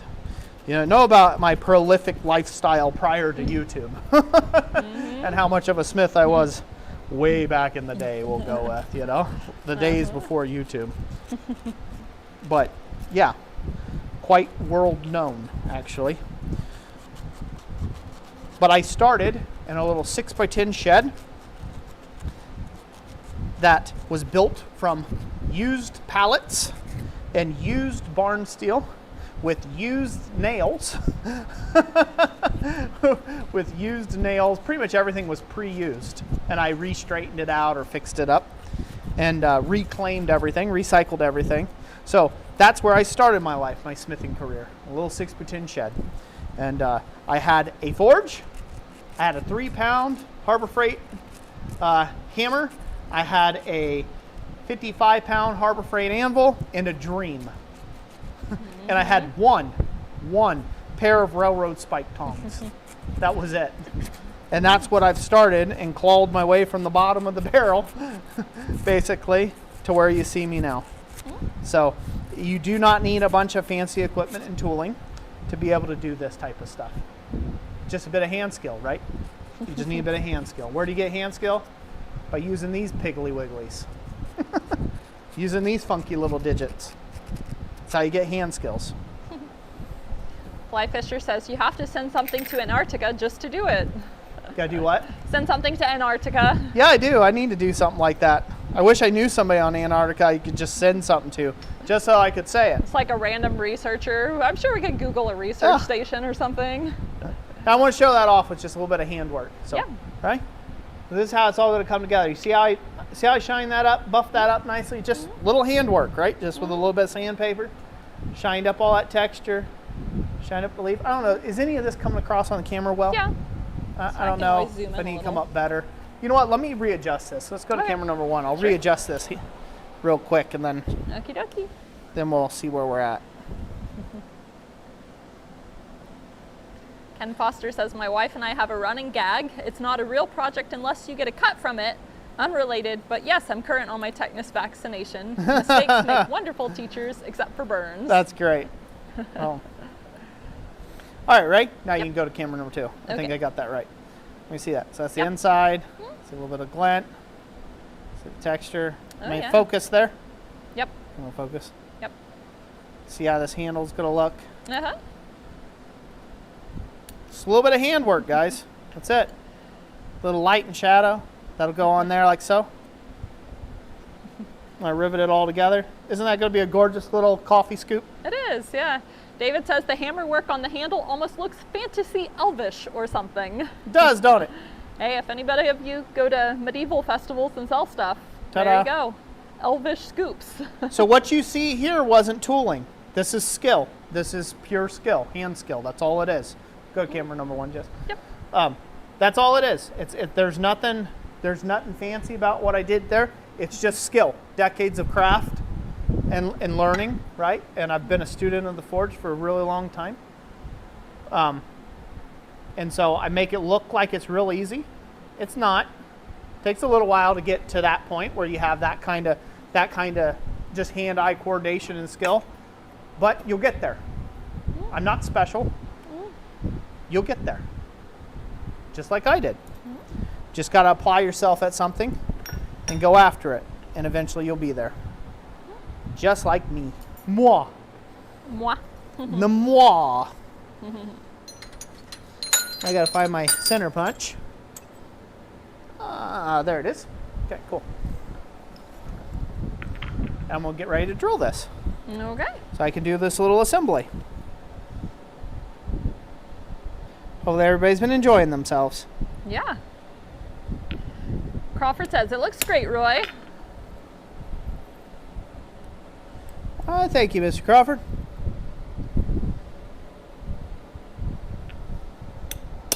I do thank you, sir. I do thank you indeed.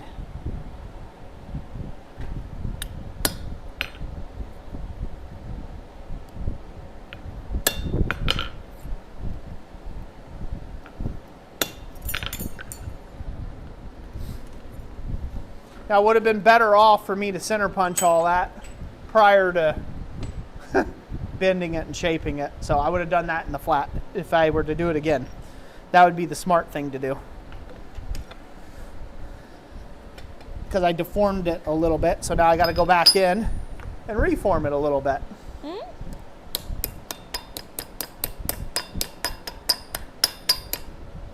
Make sure she still touches.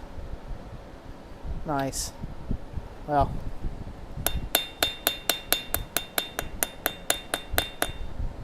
There we go. Get that flat back out of there. Nice. Questions, Jess? Yeah. You get a little quiet over there for my liking. Yeah, I was just responding. Oh, yes, David Renor was saying that he wants to try enameling on some blanks.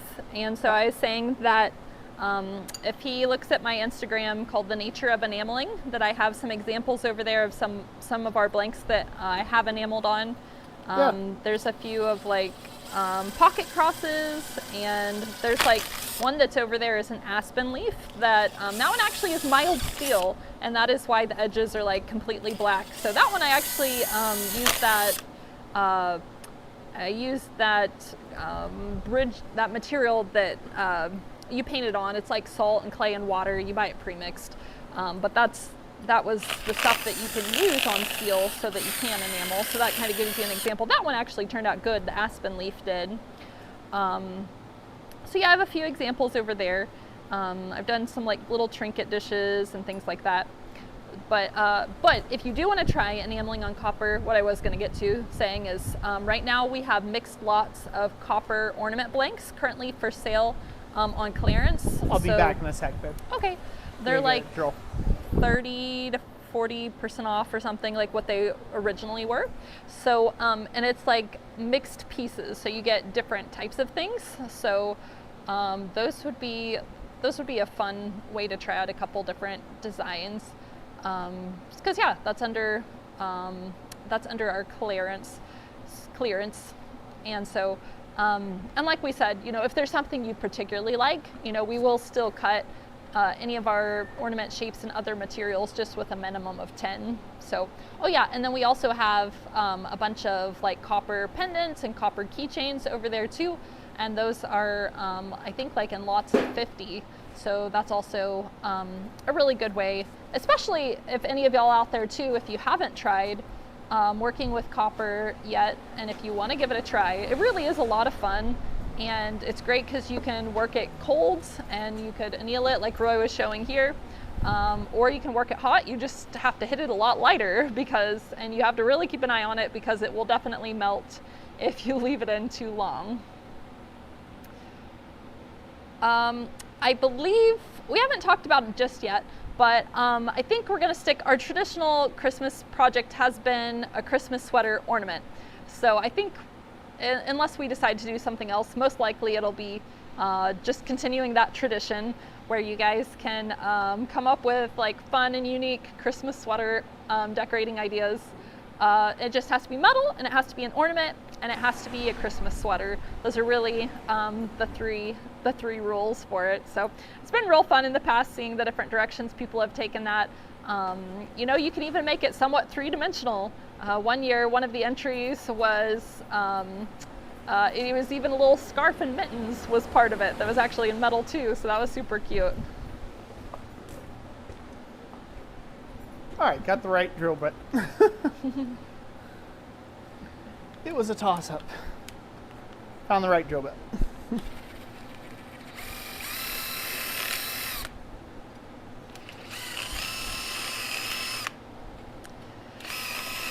How do you enter?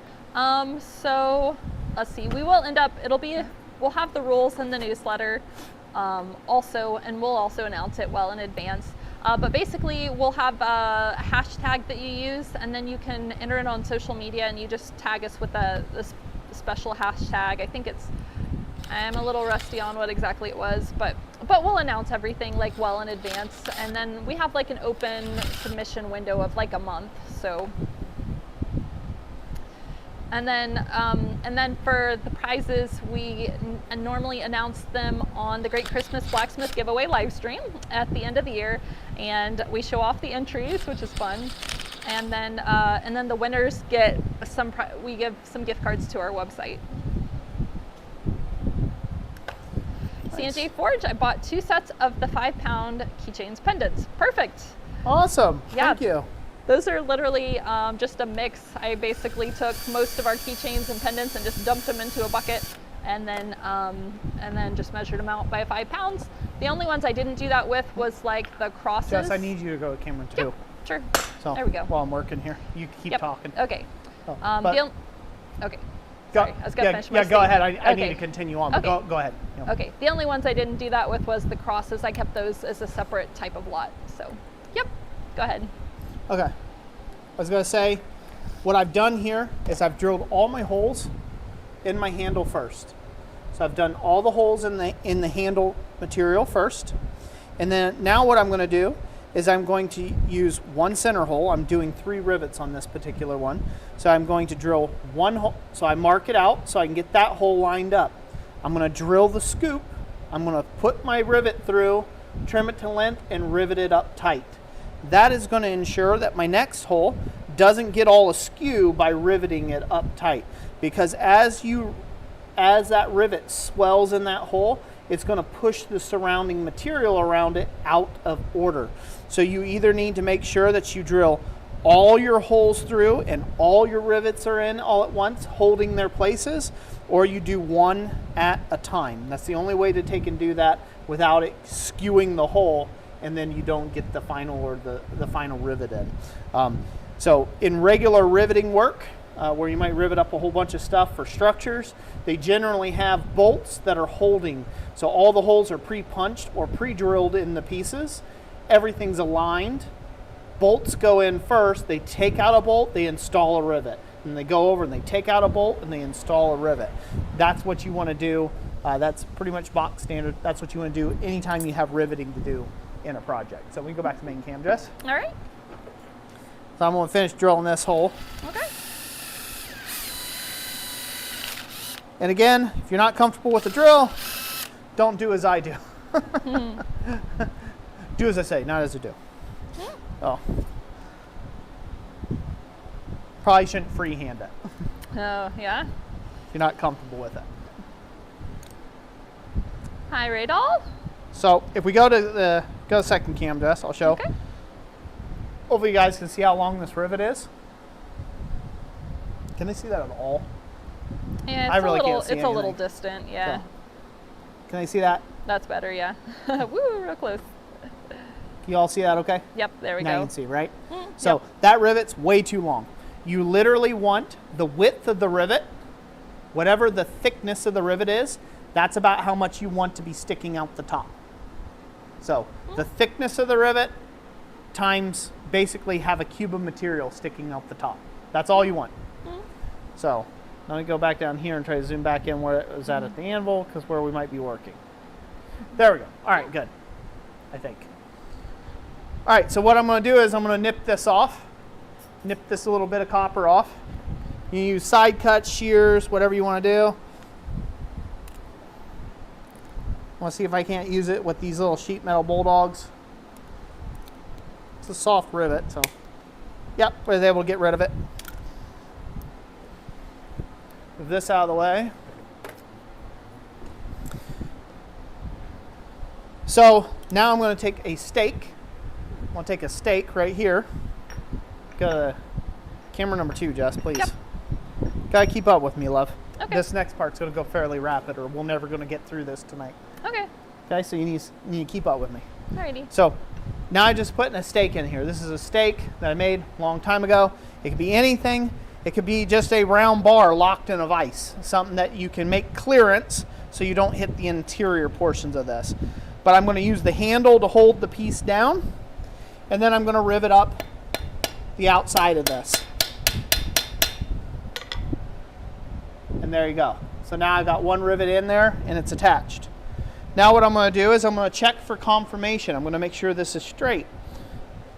I'm going to bump it and twist it until I get where this looks like this is square, where this juncture looks like it's square with the handle. So I'm going to sight down it like a piece of, like a piece of 2x4 or something, where you're trying to check how square and straight it is. That's what we're going to do first. And then once I get it wherever I like it, or you get it wherever you like it, in your work, and it looks good and it makes you happy, rotate it. It'll sit nicely. That's when we're going to drill our second hole. I'll go over to the space in the vise. You can go camera 1, please. Yep. Keep up with me. Is it okay if I turn off the fan? Turn it off, yeah, but Okay. keep up with me. Okay. So.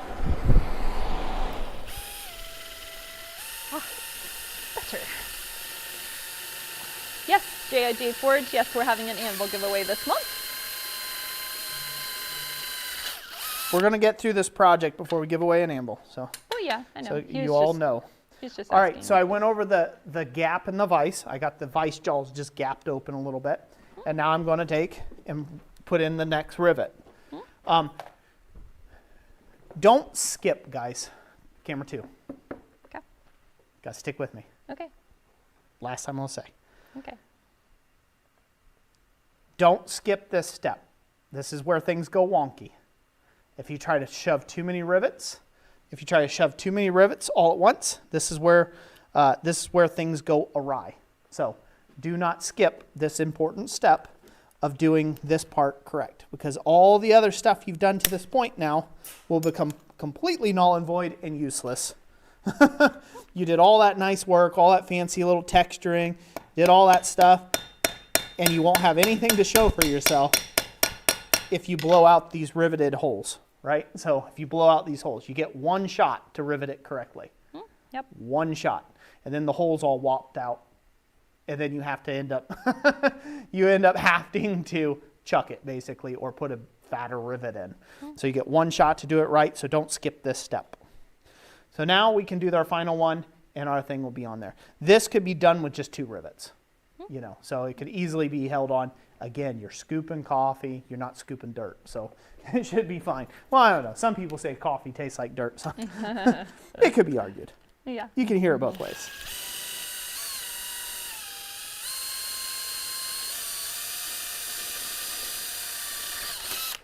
Got that clean. Good.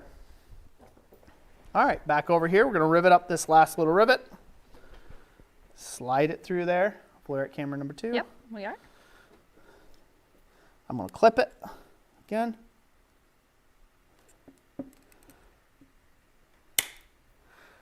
Got rid of it. Again, going to hold it to where it sits nicely. I'm going to just rivet it up.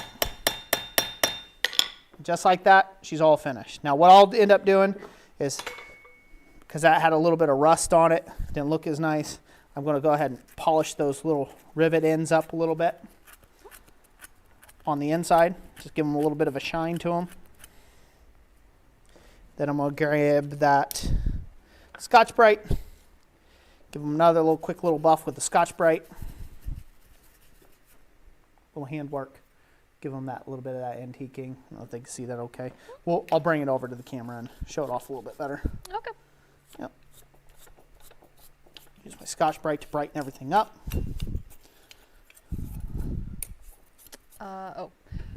Ray, this is a copper scoop, not a brass one. And yes, Yep. he textured it with a ball peen hammer while it was flat. And then he sunk it into a wooden swedge. Now Ball I'm just peen. doing the final little bits to make her all shiny and polished. With it being food grade, I would literally probably just leave it leave it raw when I send it to a customer. Keep it in a dry place and do that. But I'll bring it up to the camera here and we'll show it off. All right. If you want to get a little final clip of this, you can. Sure. So hopefully you guys can see this okay. So there you go. It has a lot of drama to it. Nice little coffee scoop. Lovely. Now So if you cute. want, you can always punch a hole in this, drill a hole, do whatever you like with the handle, you know, if you want to hang it on something. I chose not to add holes to these because it's an extra pierce and it takes extra time to cut that out. Everybody may not want it either. And not so- everybody wants a hole in it. Maybe they just want to put it in a, you know, put it in a drawer, right? You know, and they're never going to hang it, so the hole would be superfluous. But hopefully you guys can see how that looks. Hopefully that's really cool to everybody. Yeah, it's really nice. Looks nice.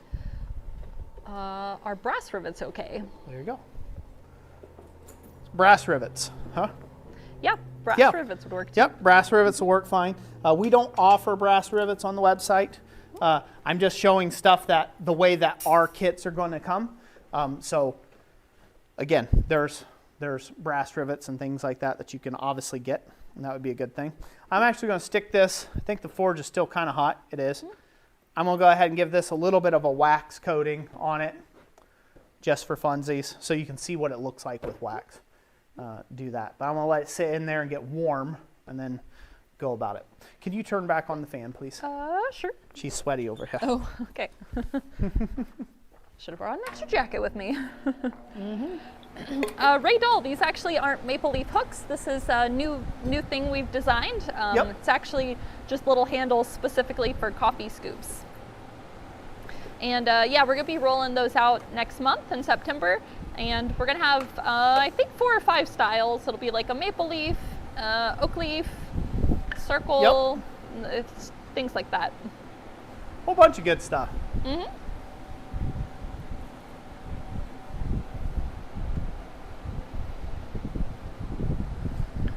Warm enough. My axe have to pop that on for a second. It's not quite. It's just a little too cool. Ken Foster says, Barkeeper's Friend is food safe as long as you rinse it. Sort of helps with tarnishing. What is it called? Barkeeper's Friend. Oh, Barkeeper's Friend? Okay, cool.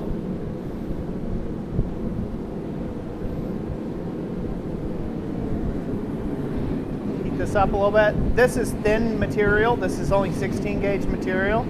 So I will say it doesn't take very long to heat it up. There we go.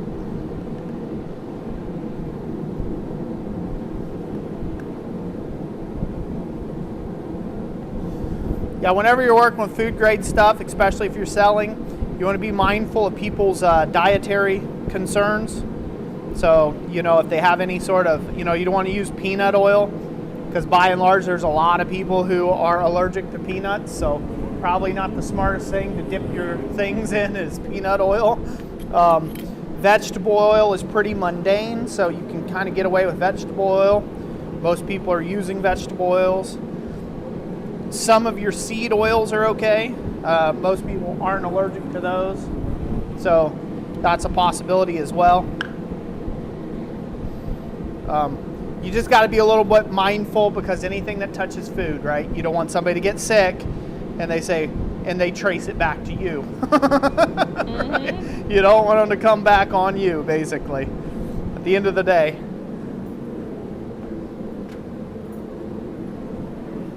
All right. Should be good. I need to go grab a blue shop towel. Okay. And I'll do that. You can keep talking, my love. Okay. Yeah, Ray Doll, no worries. We always post our live streams afterwards, so if you want to go back and check it out later, you can see what we did the first part of the live stream. Roger Caldwell, canola oil. Yep.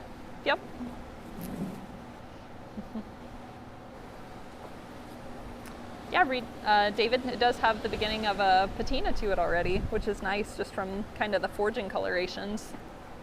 What's going on? Oh, he said he liked how it has the start of a patina to the copper. Yeah, just the forging colorations is nice. It can be real nice. Yep. So while this wax is still warm, I'm going to kind of buff it, right? I'm going to really buff that wax, and it's going to give this thing an extra shine to it. If you don't do that with the wax, it becomes muted and dull. So while it's hot, you want to buff it. I hope everybody's noticed this has all been handwork at this point. Yeah, no fancy nothing, you know, and so sometimes this is the way to go, you know. Obviously tools, fancy tools, help make this process a lot nicer, a lot quicker, you know. Makes it a little less fatiguing, but there is just something to be said about handwork too. Sometimes it's just nice to do a little bit of handcrafting. So for all those people out there that might watch this on the replay, all the potential haters out there are like, that's not real smithing. Congratulations. I'm glad, Marty McFly, you figured that out. You came back from the future to take and tell us all that that's not real smithing. We don't care. We don't care around here.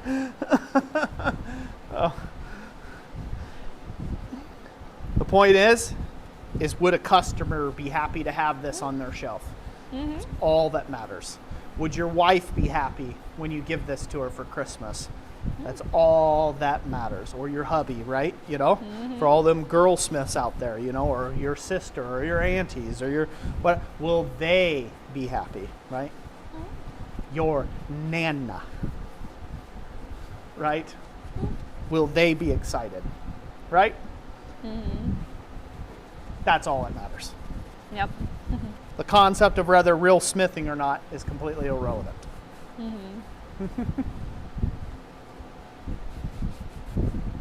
Oh man, that comes out nice.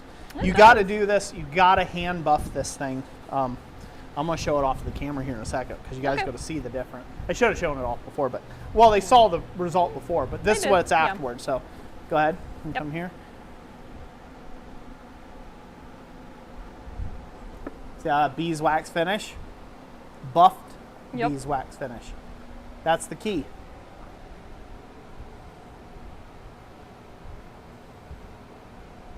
Do you see that nice buffed beeswax finish? And that's why you clean it up. You do a little handwork. Get that sheen in there. Is that nice or what? It is nice. I like that. Well, a little different than what people are doing on the internet these days, but yeah. I've always been a rogue when it's come to that. There you go. Ken says, I like the wavy edges. And David says, now did you do anything to dress the edge of the copper scoop? Yeah, that was with the sandpaper. I just did white sandpaper in my hand and just went around the edge and dressed it by hand. Just take any burrs off. One of the important things of doing handwork like this, with sandpaper, with Scotch-Brite, things like that, those should be things in your toolbox, is sometimes it's hard to realize how much something feels bad if you're just using mechanical tools to clean things up all the time. You don't necessarily notice, oh, wait a minute, oh, there's a raw edge there. You just shine something up, you're like, oh yeah, that's glinty, I cleaned that right up. But then you grab it later on, you're like, ooh, wait a minute. Oh, that's sharp, that doesn't feel good. You wouldn't have known that. You'll know it real quick if you're doing this with your hands, and all of a sudden you saw a finger off, right? Like you'll be like, whoa, that's sharp. Don't want to do that, right? You end up making stuff a lot softer, a lot smoother edges, a lot of things like that.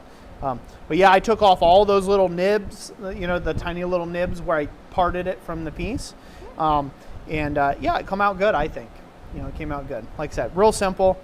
Had I not been talking and explaining and demonstrating and carrying on, obviously I could make a boatload of these. Yeah, you could have like a little assembly going. Yeah, you could have a whole assembly line. You would do all your texturing of all the scoops, you throw them all in, you get them all hot, you'd anneal them all in one go, then you'd form them all in one go, right? And then you'd harden them all in one step, and then you would make all your handles up, so on and so forth, and then final assemblies. And you could have 100 of these made pretty quick, just depending on how you like to do it. Harold asked if it's the handle and scoop are both 16 gauge? Yes, both of these are 16 gauge. It's lightweight. I'm deciding whether I want to offer 10 gauge handles on the website. I need to do some test cutting first, because sometimes with 10 gauge you lose a little bit of the detail when it gets cleaned up later. So I want to make sure I can keep the details without them blowing off in two with the plasma cutter. Now once I have the laser up and running, once I have the laser shop up and running, you know, detail won't be a problem. But in plasma it is, you know, especially when you're production cutting them. You might start off looking good, but by the time you get to the end of the bed run, you know, you've blown off a bunch of tips and you got to start again. So right now I think we're just going to offer them in 16 gauge currently, 16 gauge handles in scoop kits, and then we'll do 10 gauge once I've done a little more testing to do that. But very lightweight though, very nice, dainty. It feels dainty. So I'll show that off one last time. You want a piece to be one of those things that you want to handle. It comes out nice. So like I said, these will be available. These type of scoop blank kits will be available about mid to end of the month of September. Depends on when I can get the videos done on them and get all the photographs and required things to make a listing online about them. There you go. I'll go back to the main camera. Excellent. So cool. Hopefully everybody liked that little presentation. It's a small one, not a ton of forging or anything, but hopefully you guys liked that a little bit. Make that up fairly quick. I don't even know how long it's been. 2 hours and 1 minute. Oh, we've been at it 2 hours. Wow. Yeah. Okay. Took a while. Well, we had a lot of talking in the front. Yeah, we had like yeah. 30 minutes of talking up front, so not too bad. Not too bad. Cool. I'll set this aside. This will be for my lovely wife. Why, thank you. Yeah, see? See the smile?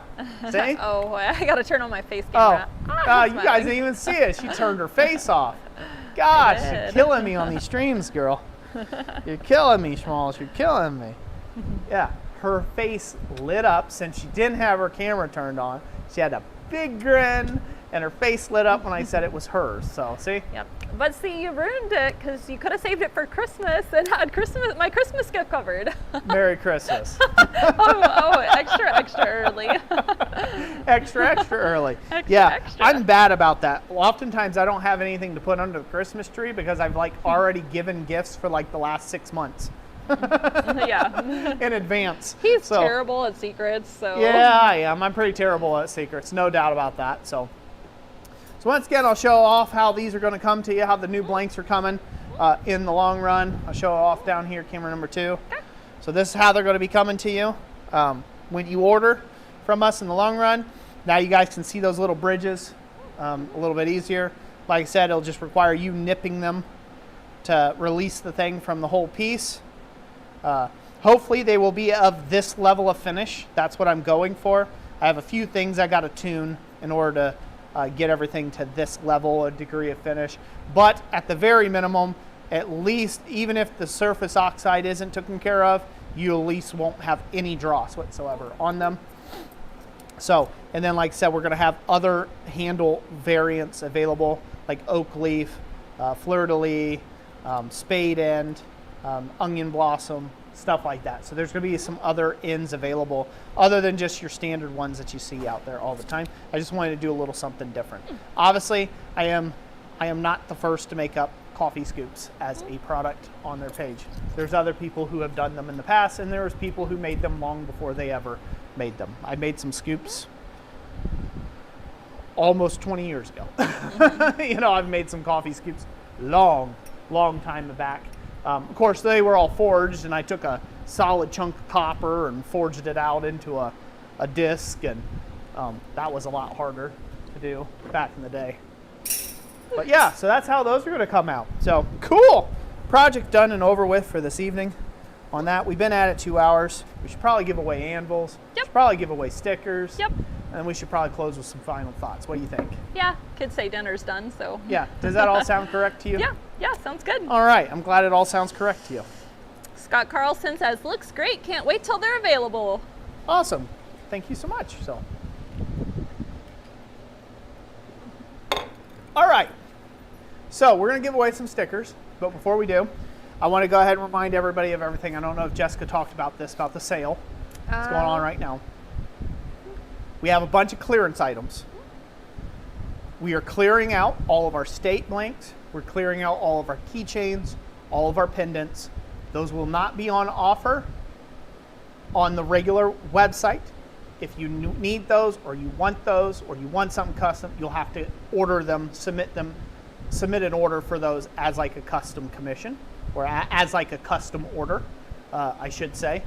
And you'll have to do that. You'll basically have to email us, right? Am I saying that correct, Jess? Yep. Sound good? Just send us an to email. Reiterate? Yep. And Okay. we'll get you set up. Yeah, so you just have to send us an email.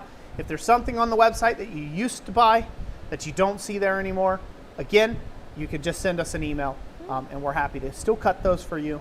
We're just trying to reduce our total overall order volume down a little bit of the extraneous things that usually holds up a lot of orders and backs me up in the shop. So, Yep. so I'm trying to streamline all my processes so this way I can be more efficient and I can offer some new cool things like that scoop, right? That's kind of how I want to do it. I want to trade off some things that aren't as popular out there that we offer, trade out just instead of trying to be a big net catching everything down to minnow size customers, I want to focus in on the things that we do the best, basically, so we can offer a better and better quality product. So that's the goal.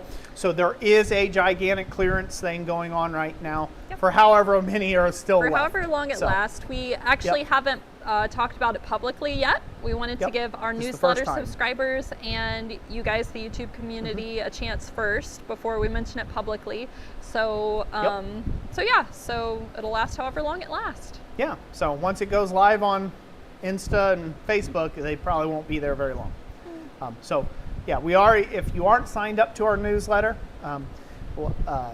like 3,000 other folks that are part of the newsletter, I suggest you get signed up. Oftentimes we'll do initial drops there first. We'll give all the newsletter subscribers and channel members and things like that. We give them all a heads up first before other things, before we release it to the main public. Things like that. We also share a little bit about our life on the newsletter, other things we're doing, stuff we're excited about. It's a bit of more of a behind the scenes kind of take of things. It's not just sales. We're not big pushy on that. You might get 1 or 2 newsletters a month from us if we have anything to report. But that's how our newsletters usually go, about 1 a month type thing. So there's no big high sales. We're not like going to be flooding your inbox. So get part of the newsletter if you want to get caught up on those sort of things. Let's see here. Yeah, so clearance, again, that's happening on the website right now. Once all of that's gone, I do not intend on making any more of those. Those won't be they won't be an item that'll be in stock. They will be something that I'll have to cut for whenever someone custom requests one. So hopefully I made that good. Yep. Recap, the scoops. We have copper scoops right now available. They're just the scoops without the handles. We will have scoop kits available by the end of September. So I think I've done that recap good enough now. And yeah, I think that's it, right? Like we don't have to say anything more about those. I think we're good, right? I think we've been pretty clear. Yep. Good. Yep. So now we're going to go ahead and do some giveaway, right? So we're going to give away some fancy little stickers. Go camera number 2 real quick, babe. All right. So can you all see that sticker really nice? How it says that? It says a 10-year YouTube anniversary sticker. So this is our special holographic sticker. Again, it's a celebration of being on the platform of YouTube for over a decade now. So we've been on the platform for 10 years, 10 solid years. And as us celebrating our 10 years, not only are we giving away some of these glorious stickers, but we're going to give away a double horn anvil, which is pretty awesome. So we're going to be giving away one of those here in a minute. So I think I will go ahead and roll. So the way the stickers work, they are open worldwide. I don't care if you're in Istanbul or if you're in Canada. But you might as well be in Istanbul if you're in Canada right now. So this sucks.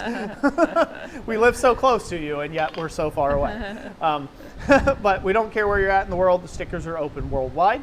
And all you have to do to win one is basically you just need to be actively commenting in the comment section, and Jessica's going to draw one name at random from those who are commenting. And they're going to win a sticker. Well, a pack of stickers. We got some other stickers we'll throw in there. It'll be little sticker packs, okay? Are we good? We are good. I'm just pinning the comment. So the easiest thing to do is to say something with sticker in the title. Yep. So this way we know that you're actively trying to comment for the sticker. That way we're not picking you up like the other day I had a podiatry appointment and we're not pulling your name, okay? Yeah, right. And they found a sticker. See, if they had a sticker at the end of it, then we know you're trying to win a sticker, okay? That's right. All right. Are we good? Yep, you think they've been commenting enough? They've been commenting. All right, here we go. In 3, 2, 1. Who do we have, Jess? We have Flyfisher08 with sticker. Flyfisher08. Congratulations. You're the first lucky winner of one of our special anniversary stickers. Pat, congratulations. Get with us through the contact email in the description. All right, here we go. We're going to go for sticker pack number 2. Ready? All 3, right. 2, 1. Who do we have, Jess? We have Eli at Bar on Forge with sticker me please. Oh, it must be rigged. Eli. Hopefully this will help you get up with the sickness. Okay? Hopefully this will help you get up with the sickness. So congratulations, Eli. You know what to do. All right. Sticker pack number 3.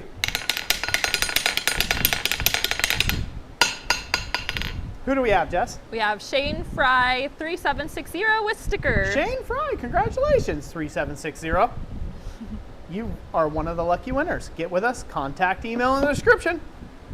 And let's see here, one more or two more? Do two more? Two? Yeah, we can go for 5, yeah. Yeah, we'll do an even 5, okay? Okay. Yeah, I mean, 5s aren't even, but hey, semantics. Who do we have, Jess? We have Michael Yivers. Hang on, his comment didn't have stickers yet, but he says congrats. Okay, Michael Yikers. We'll still take it. Previous comment did say sticker pack also, though. Okay. So we'll Michael Yivers. Yivers? Yeah. Yep. Michael Yivers, congratulations. You are a winner of one of our lovely 10-year anniversary stickers. And then finally, do I need to give you a chance to catch up? No, I was just typing out the full username. There we go. All right. Okey-dokey. Here we go. Here goes the next one. Ready, set, go. Who do we have? We have Sari Ann 1211 with stickers are awesome. Sarah Ann? Sari Ann. Sari Ann. Congratulations. Get with us through the contact email in the description. That'll conclude those for the stickers. That's right. You know what that means. Now everyone knows what that means. Time to give away an anvil. What kind of anvil are we giving away? Well, they probably are tired of seeing this kind of anvil, but we're going to give one of these bad boys away. Oh yes, we will preface this with, if you've already won an anvil this year, you are not allowed to win. Yeah, so don't comment. Let somebody else win. Yep. If you've already won one of these anvils for the year, let somebody else give a chance, okay? Yep. There you go. But anyways, here we go. What to talk about it. So I forget. This is a 70-pound Achaio anvil. Now it's a double horn. It's a new style Achaio that they came out with. It has a nice, I believe this is 7/8 Hardy hole on one end. It has a 1/2-inch Pritchell hole on the other. It has a upset block on one side. Has a nice conical horn, a nice square horn, and then it also has a side shelf on it. So this anvil pretty much has all the features you could probably hope to have on an anvil, other than just making you coffee in the morning for you. So it has a lot of features to it. Obviously yours won't be rusty. It won't have a rusty top. Yours will be brand new from the factory or from Amazon, if you will. And yeah, so we're going to take and give one of these away now. So this will be anvil number... when do we start? February? So I think this is the 6th one.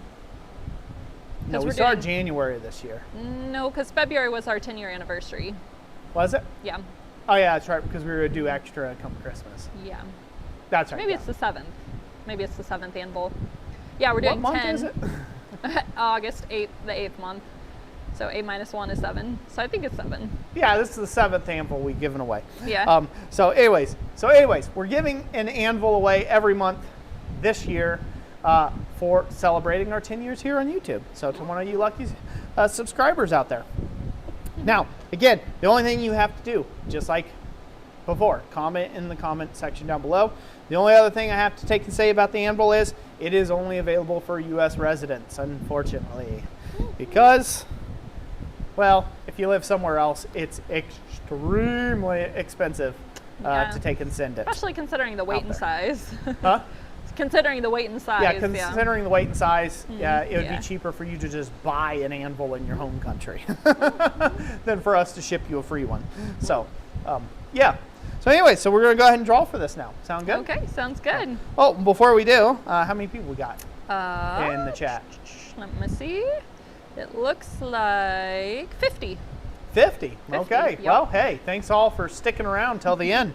So I didn't, by the way, I don't intentionally try to save this thing to the end. It's just I get happy doing the forging bit and demonstrating and teaching, and I forget all about the giveaway bit. So please forgive me.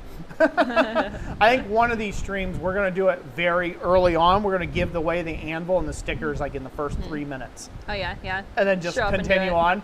And that way people will Oh, yeah. get here sooner Yeah. rather than later. Yeah. We're gonna do that to trip people up. Yeah, We're like, the when you're early gonna weigh birds the will be anvil? real We're like, happy oh, we about did that in that. the first 3 minutes. Yeah. That's right. That way people won't know, you know. Mm-hmm. Sometimes people check in right at the end of the stream, Oh yeah, knowing that, yeah. knowing that I probably Although- wasn't gonna get around to offering the anvil until the very end. So, Yeah. all right, people commenting? They are. They're Yeah? like Burning it up? wild. All right. Yep. Here we go. I did all that just for the YouTube views, for the engagement. Here we go. All In the 3, chat rate. 2, 1.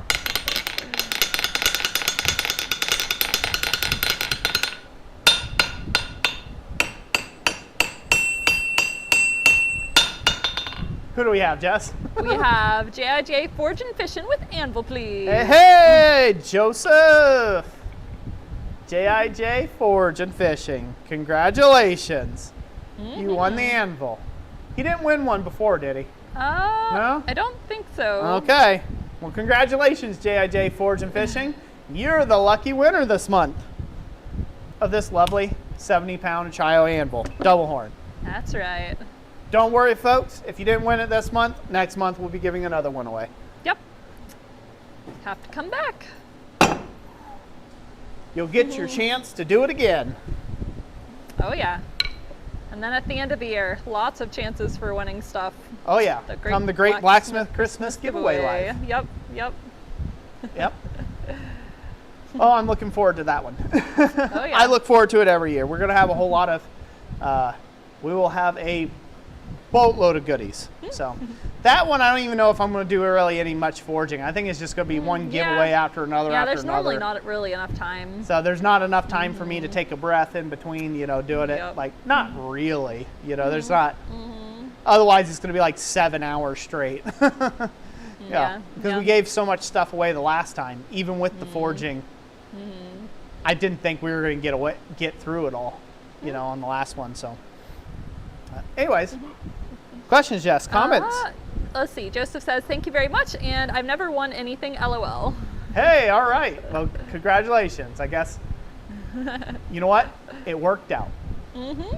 I may forget your name by next stream. Yeah, at least you won't be able to hold it against But you. at least you won't be mad at me.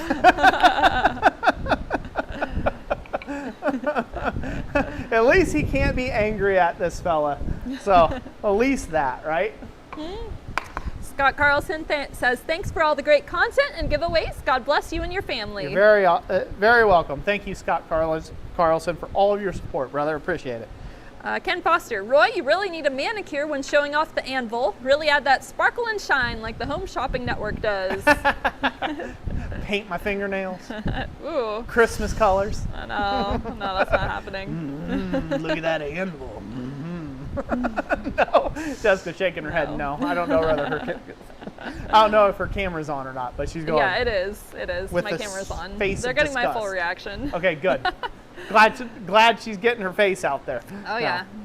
Well, it's just when we were zooming up close, it didn't make sense for my little picture to be covering a sixth of the screen when you're trying to show off stuff. I got you. Fly Fisher, you're welcome for the stream and the stickers. Yeah, very welcome. Yep. Let's see. Roger Caldwell, I just did a window grill with 6S scrolls done with hammer and anvil. Next time I will have a scrolling jig. Very awesome. Very awesome. Since you just done that window grill, send me a pic, would you? I'd love to see. Oh, lost a camera. Oh, lost the main cam, eh? You lost the main cam. Roy will get that hooked back up, Give me a guys. second. Give me a second. Burm the Germ says, Roy picked up your treadle hammer after a shoulder tear. It has been a godsend. Thank you. I did not hear that, love. Oh. Go ahead and say that again. Burm the Germ says, Roy, I picked up your treadle hammer after a shoulder tear. Has been a godsend. Thank you. Oh, you're very welcome. Awesome. So glad to hear that. The It really does save you a lot. Yep.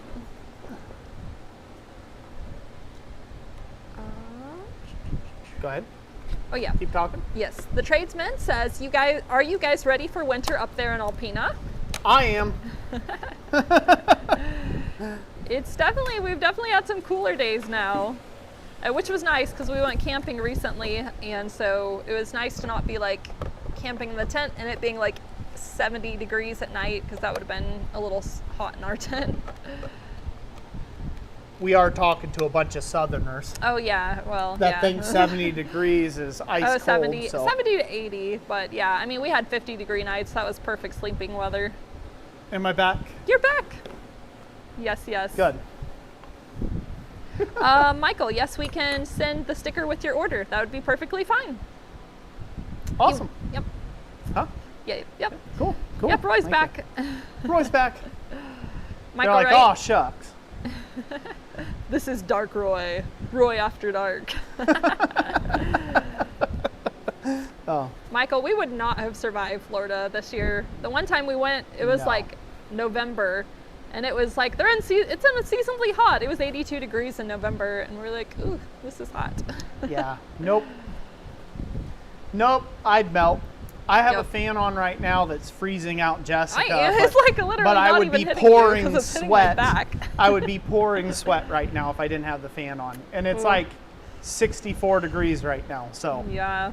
yeah. I am Yeah. a cold weather person, but I'm also the guy that could be in negative 15 and nothing but a sweatshirt, and I'm fine.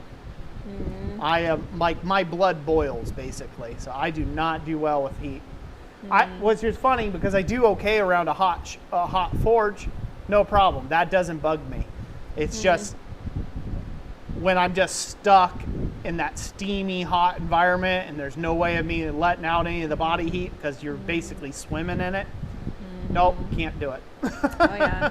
Well, that Can't do last it. time you had a class down at Jamie's, I don't think it is. In I think Southern it might Ohio. have even been May, but yeah, you were just like you had to take multiple breaks even from that. Yeah, I mean, I was like dead, practically, or dying, actively dying of heat exhaustion at that point. So, Yep. He says I remember your visit. Took the forge welding class. oh yeah.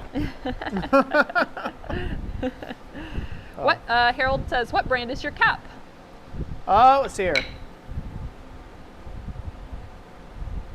Long ago, it missed. Oh, It's- it's been rubbed away. I forget the name. I forget the name brand of the cap. To be honest. Dang it! I should have wrote that down. I don't know. Don't That's know. the answer. Yeah, you can find them on eBay though. Yeah. Jeff Killian, I sweated so much that I shorted out my hearing aid. Oh Lord, that's no good. It's pretty sweaty if your Yep. your ears are sweating. So for all you summer folks that love summer, winter's coming. Winter's coming. Snow, What is coming?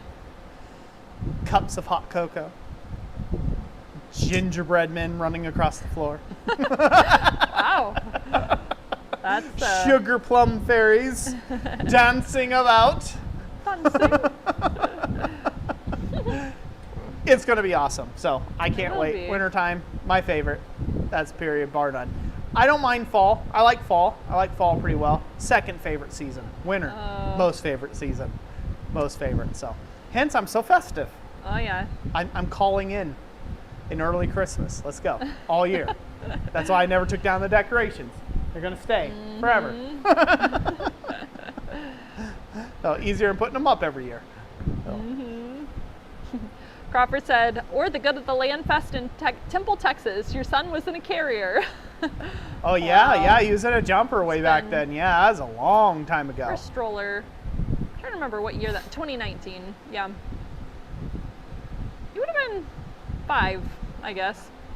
But I don't think it was 2019, I'm Jess. pretty sure it was 2019. No, Yeah. it was before, Yeah. long before we ever moved up here. I want to say it was No. like 2016, 2017. No, it's the.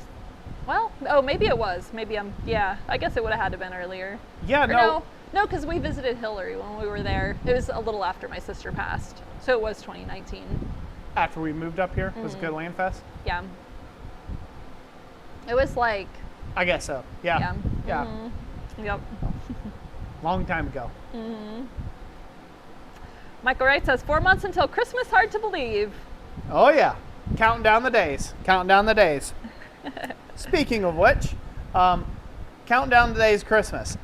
I'm just going to give you a polite little friendly reminder from one blacksmith to another. You ain't got that long to prepare for show season. It is upon you.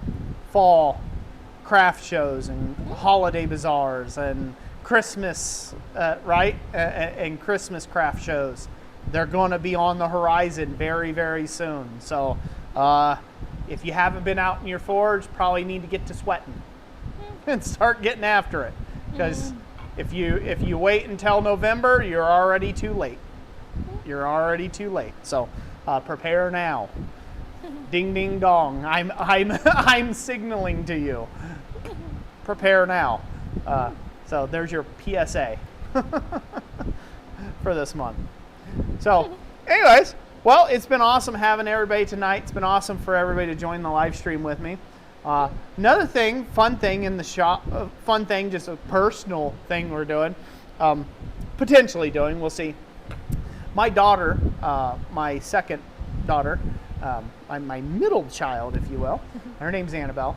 She is really big into history, like a real big history buff, and she likes wearing like really old-fashioned dress and like really old-fashioned clothes, like Victorian gowns and ballroom gowns and things like that. She's really into that. And there's a event that's going on locally up here.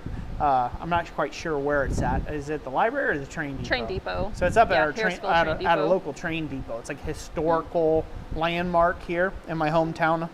And anyways, they are going to be having a contest, basically, of like the best dressed, best historically dressed person or people.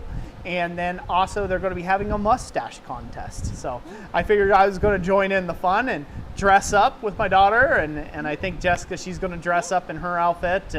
And we're all going to dress up old fashioned, you know, and go down there and throw our hat in the ring. Oh yeah, yep. You know, for the event. So I think it's going to be fun. So I've been working on my mustache game. So if you see me keep messing with it, it's because some of it's falling down. I need to put a little bit more wax in it. But anyway, so yeah, so I've been working on my curly mustache game. I've actually started that about a month ago. Started working on getting it to have that natural growth and swirl and swoop. And so we'll see if it's ready in time for the mustache competition. Fondly enough, I haven't seen too many guys grow out their mustaches up here in the north, which is kind of weird. I see a lot of guys with beards, full beards, some of them more tidy than others, but you really don't see a lot of guys doing anything with their mustaches nowadays. It's just like in the beard. So we'll see how much stiff competition I have. So, but yeah, it's funny because it's basically a mustache competition with historical dress. So we'll go see if we can't win some prizes. Huh, hun? Yeah, yeah. So yeah, that's just a fun thing. Sorry, totally random, but it came up. So Ken Foster says first appearance for Youper Roy. Yeah, Youper Roy. There you go. It's emerging for the winter. Oh yeah, oh yeah. Roger Caldwell says now you're talking our language.